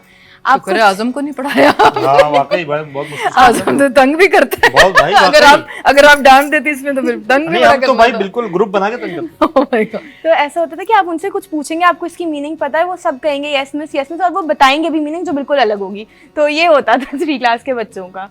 तो हमें ना उनको, जैसे कि जेंगा होते हैं, तो मैं ना ये तो आप वो हमें बहुत learn मॉडर्न करके टाइम की बात कर रही हैं। बिल्कुल बिल्कुल, अब ये हो गया है। अब मैं अपनी बात कर रहा हूँ, Exactly। और हम लोगों ने कोई ऐसे बहुत इलीट स्कूल से नहीं पढ़ा, जी। नॉर्मल जो सरकारी नहीं गैर सरकारी, लेकिन इलीट नहीं थे, नॉर्मल स्कूल थे। नहीं, मैं इसलिए कह रही थी अगर किया है तो वो अच्छी बात है, अगर हमारे गवर्नमेंट के अच्छे स्कूल चल रहे हैं नहीं तो गवर्नमेंट के बताना स्कूल चाहिए। यकीनन चल रहे होंगे, मैंने गवर्नमेंट स्कूल से नहीं पढ़ा, लेकिन ये है कि मैंने बहुत अच्छे इलीट स्कूल से नहीं पढ़ा, नॉर्मल स्कूल से पढ़ा, नॉर्मल लोगों से, घरों से ताल्लुक है हमारा। लेकिन बात ऐसा है कि वहां पर होता क्या था कि हमारे टाइम पर, चाहे वो एलीट स्कूल हो चाहे वो नॉर्मल स्कूल हो, वहां पर ये वाली चीजें नहीं थी, बिल्कुल उस वक्त नहीं थी। हाँ, हमने भी पढ़ाई 2008 का तब मेरा नहीं मैट्रिक थी। है, 2008 तक ये चीजें नहीं थी कि भाई बच्चों को डांटना नहीं है, बच्चों को मारना नहीं है, फोनिक वोनिक तो थे ही नहीं। बिल्कुल। फोनिक वोनिक तो सारे जो है ना वो अभी आए हैं। जब हमने अपने मुझे घर याद के है, बड़ा बच्चों बुरे को, तरीके से मारते थे वो। हाँ, I अच्छा हम remember ऐसा भी था, उसे और हम ऐसा भी था कि मार भी खाते थे। ब्लीडिंग हो गई थी, वो हाँ? टेबल पे लग गया था सर। कहाँ पे? स्लैप किया था हमारी किसी टीचर ने, तो उनका सर बच्चे का टेबल पे लग गया था और ब्लीडिंग भी हुई थी। कोई एक्शन तो- हुआ फिर वहाँ कोई? इतना कुछ खास नहीं हुआ क्योंकि उस टाइम पे इतना अब नहीं। सोचें इस टाइम पर ये हाल है जब सोशल बिल्कुल। मीडिया का टाइम है, हमारे टाइम पर सोशल मीडिया नहीं था, मतलब बिल्कुल ये नहीं भी था। मैं अपनी स्कूलिंग के हाँ। टाइम का बता रही हूँ, अब तो बिल्कुल 20 आप साल सुना एज भी है नहीं आपकी, क्या है सकते। स्कूलिंग, अभी की स्कूलिंग है आपकी? 4 साल 4 साल हो गए, तकरीबन 5 साल हो गए होंगे आपकी स्कूल खत्म बिल्कुल। हुए, ठीक है। तो अब ये सोचें कि जो वो टाइम था ना, उसमें ना फोनिक थे, ना ये थे, ना वो थे, जनरल ABCD थी, जनरल ABCD, बिल्कुल और मुश्किल से अंग्रेजी पढ़ाई जाती थी। उस वक्त भी 2 ऑप्शंस थे, उर्दू मीडियम और इंग्लिश मीडियम, ठीक है। उर्दू मीडियम, इंग्लिश, ये बहुत, मैं मॉडर्न टाइम की बात कर रहा हूँ, बहुत मॉडर्न टाइम था। उस वक्त भी हमारे सिलेबस 2 जबानों में आते थे, इंग्लिश में भी और उर्दू, शायद आज भी आते हैं, आई डोंट नो। आते हैं कुछ स्कूल्स में आते हैं जो भाई। सरकारी जो सिलेबस हाँ। है ना, वो तो आज भी उर्दू में, उर्दू इंग्लिश में में होगा आता ना है। वो तो। हाँ। अच्छा, कुछ चीजें, अब 9 मैट्रिक तो डेफिनेटली आपने सरकारी पढ़नी है ना, जो सरकारी बोर्ड है आप वही पढ़ेंगे, जो ऐसा ही है। रजिस्टर्ड बोर्ड्स हैं। बिल्कुल। अभी तो और बोर्ड भी रजिस्टर्ड हो गए, लेकिन पहले 1 या 2 बोर्ड हुआ करते थे, उनसे ही वो ऑप्शन थे आपके पास। बिल्कुल ऐसा ही है। अच्छा, आपके जो टीचर्स हैं, जो मतलब इन्होंने बोला ना कि दोस्त ने बताया, और ये असल में ये चीज़ टीचर की, उस्ताद की होती है कि वो बच्चों को देखते हैं और वो ज़्यादा अच्छे तरीके से जान सकते हैं कि उस स्टूडेंट में, उसके जो तुलबा है उसमें क्या उसकी। मैं अक्सर ना इंग्लिश टीचर्स की बड़ी फेवरेट हुआ करती थी, क्योंकि और मैथ्स मेरा बहुत बुरा है, तो मैथ्स टीचर्स जो थी वो मुझे खास पहचान पसंद नहीं जाते हैं करती ना थी। वो। तो वो ना बहुत प्रमोट करते थे क्लास में कि सहार इमरान ने ये स्टोरी लिखी है और ये ऐसा लिखा है और इसमें कम जो है एरर्स हैं, तो ऐसा ना क्लास में अनाउंस करके जो भी अच्छा बच्चा होता है। आफ्टर रीडिंग राइटिंग, नहीं राइटिंग से भी बहुत पहले, जब मैं पढ़ रही थी स्कूल अच्छा। में, तो हमें एसेज बहुत लिखवाते थे या लेटर्स लिखवा लिए, तो इन चीज़ों में ना बहुत अप्रिशिएट करते थे, जिस वजह से मेरे फ्रेंड्स को भी पता था कि नहीं यार ये कर सकती है। जी बिल्कुल। तो मैं बहुत सपोर्टिव टीचर्स रहे हैं थ्रू आउट, चाहे स्कूल टाइम के हो, इवन कॉलेज में भी। मैं गवर्नमेंट कॉलेज में पढ़ा है मैंने, बट वहाँ पे भी बहुत सपोर्टिव टीचर्स मैंने देखे हैं। वो कहते हैं ना, टीचर एक लैडर है, सीढ़ी है। एक बात बताऊं Saman and Sahad, having a good teachers is blessing. Yes, it क्योंकि अगर आपके पास अच्छे टीचर्स हैं, वो आपको कैरियर काउंसलिंग में हेल्प करते हैं, वो बिल्कुल, आपके अंदर का जो इंसान होता है, जो आपके अंदर जो टैलेंट होता है, वो उसको डिटरमिन करके निकाल कर बोलते हैं यार तुम्हारे अंदर ये टैलेंट है। बिल्कुल बिल्कुल सही बात है। और आजकल तो फिर भी चीजें की जाती हैं, नोटिस की जाती हैं बहुत सारे स्कूल्स के अंदर, हाँ बहुत सारे स्कूल्स के अंदर, और खास तौर पर जो हमारे सरकारी स्कूल्स हैं और जो छोटे नॉर्मल स्कूल्स हैं, उनमें ये चीज नहीं। आज भी मैंने देखा है बच्चों को ये पूछते हुए, यार मैं इंटर किस में करूं आज, मतलब कैसे टीचर्स हैं जो आपको ये नहीं बता रहे कि यार आप इंटर किस में करें। मतलब वो मैं समझता हूँ क्या टीचर है वो, बिल्कुल सही बात है, जिनको ये नहीं पता कि यार मैंने अपने स्टूडेंट को क्या बताना कि इंटर किस में करना है। और आप भी जब टीचर्स की कैपेसिटी चेक करेंगे तो उनको जनरल नॉलेज कख नहीं पता। ये जनरल नॉलेज होगी तो ही वो बताएंगे ना यार क्या है। देखिए वो जब हायर किया जाता है ना, तो वो टीचर एक डिग्री ले ली, तो एक बाकायदा एक कोर्स होता है, आपने क्योंकि टीचिंग की है, जिसे बीएड और एमएड समथिंग इस तरह से कुछ बोलते हैं, वो टीचिंग कोर्स करवाया जाता है जिसमें ये काउंसलिंग इन टीचर्स को दी जाती है ज्वाइनिंग से पहले। लेकिन देखिए समन, टीचर कोर्स से आपको टीचिंग एथिक्स पता चलता है। हाँ, ठीक है, आपने पढ़ाना कैसे है ये पता चलता है। हरगिज आपकी जनरल नॉलेज इन्हांस नहीं होती, और जनरल नॉलेज तो वो चीज़ है कि मरते दम तक हर रोज चेंज हो रही है। मैं एक बात ऐड करना चाहूँगी। आप जर्नल नॉलेज की बात करें, कुछ टीचर्स होंगे जो बहुत, उनके पास जर्नल नॉलेज अच्छा होगा, उनका वर्ड बैंक बहुत अच्छा होगा, लेकिन काफ़ियों को ना फ़र्क भी नहीं पड़ता कि हमें सैलरी किस चीज़ के मिल रही है, क्लास में आओ, पढ़ाओ और चले जाओ। Exactly, that was my ये point. मोटिवेशन यही खत्म चीज हुई। मैं आपको बिल्कुल। कहना चाह रहा था कि वो Exactly. क्या टीचर्स हैं जिनके बच्चों को, जिनके स्टूडेंट्स को ये नहीं पता कि यार मैं इंटर किस में करूं Exactly. और मुझे मेरा करियर काउंसलिंग क्या है। मतलब आपने करियर काउंसलिंग कहाँ शुरू करनी होती है? अच्छे पेरेंट्स अपने बच्चों की 5 क्लास में पता चल जाता है कि ये कौन से फील्ड में जाना चाहेगा, ये किस फील्ड में अच्छा है। तो वहीं से करियर काउंसलिंग शुरू हो जाती है। जो आज ब्यूरोक्रेट्स हैं या जो आज एक अच्छी पोजीशंस पर हैं, जो आज फौजी हैं या कुछ नेवी एयरफोर्स में हैं, वो उनकी काउंसलिंग वहां से बेसिक से शुरू हो जाती है। तब जाकर वो आज ब्यूरोक्रेट हैं, तब जाकर वो उन्होंने सीएसएस किया है, तब जाकर वो अच्छे राइटर हैं, तब जाकर वो अच्छे इन्फ्लुएंसर्स हैं। तो वो चीजें शुरू बचपन से ही हो जाती हैं। तो ये एक बहुत इम्पैक्ट करती है आपके टीचर्स की। तो बहुत शुक्रिया सहर, बहुत अच्छा लगा आपसे बात करके। हमने अपनी बहुत सारी बातें की। जाते हुए कोई मैसेज कोई देना मैसेज आप चाहोगे? देना चाहें जरूर दे सकते हैं। मेरा बस सिंपल सा मैसेज है, ये हर किसी के लिए, चाहे कोई भी एज में आप हैं, चाहे आपको लग रहा है कि अब तो खैर मैं बहुत, जैसे आपने बताया कि 30s में आके लोग कह रहे थे कि अब बस और कुछ नहीं करना, या छोटी एज में है कि अभी तो बहुत ज़िंदगी पड़ी है, अभी कर लेंगे, तो कोई सही एज नहीं होती। आपके पास अगर किसी चीज़ का टैलेंट है, whether it be acting, whether it be writing, या कोई भी टैलेंट है, फॉर एग्जाम्पल आपको एम्ब्रॉयडरी भी बहुत अच्छी आती है, आपको डिज़ाइनिंग अच्छी आती है, तो जस्ट गो फॉर इट और उसके बारे में सर्च करो, चीज़ें पता करो, इन्फॉर्मेशन हासिल करो and just do it. As long as आपको पता है आप सही कर रहे हो, डोंट थिंक अबाउट इट कि लोग क्या कहेंगे, क्योंकि ये बहुत होता है कि लोग क्या कहेंगे। अच्छा, एग्जीक्यूशन भी नहीं करते, प्लानिंग, एग्जीक्यूशन नहीं करते। और बहुत सारी चीजों में we are part of these things कि हम एग्जीक्यूशन पर नहीं जाते। और यही सब चीजें हमारे आज ब्यूरोक्रेट्स में, हमारी गवर्नमेंट में, मुझ में इंक्लूडिंग माई सेल्फ, मैं भी इसका विक्टिम हूँ बाकायदा।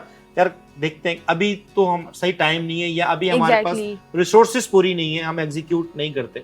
और यही एक असल मसला कि अगर आपके पास कोई टैलेंट है, just go for it, execute करें उसे, एग्जीक्यूट करें और इसके साथ कंसिस्टेंसी जरूर रखें, क्योंकि एग्जीक्यूशन देखें आपने कर लिया, उसके बाद कंसिस्टेंसी बहुत जरूरी है, मोटिवेशन बहुत जरूरी है, तो फिर ही आपको तरक्की ऐसे नहीं मिल जाती। तरक्की और सक्सेस इतना इजी नहीं है। आपको थोड़ा सा पेशेंस भी रखना पड़ता है। पेशेंस समझते हैं ना? इसको बताएं।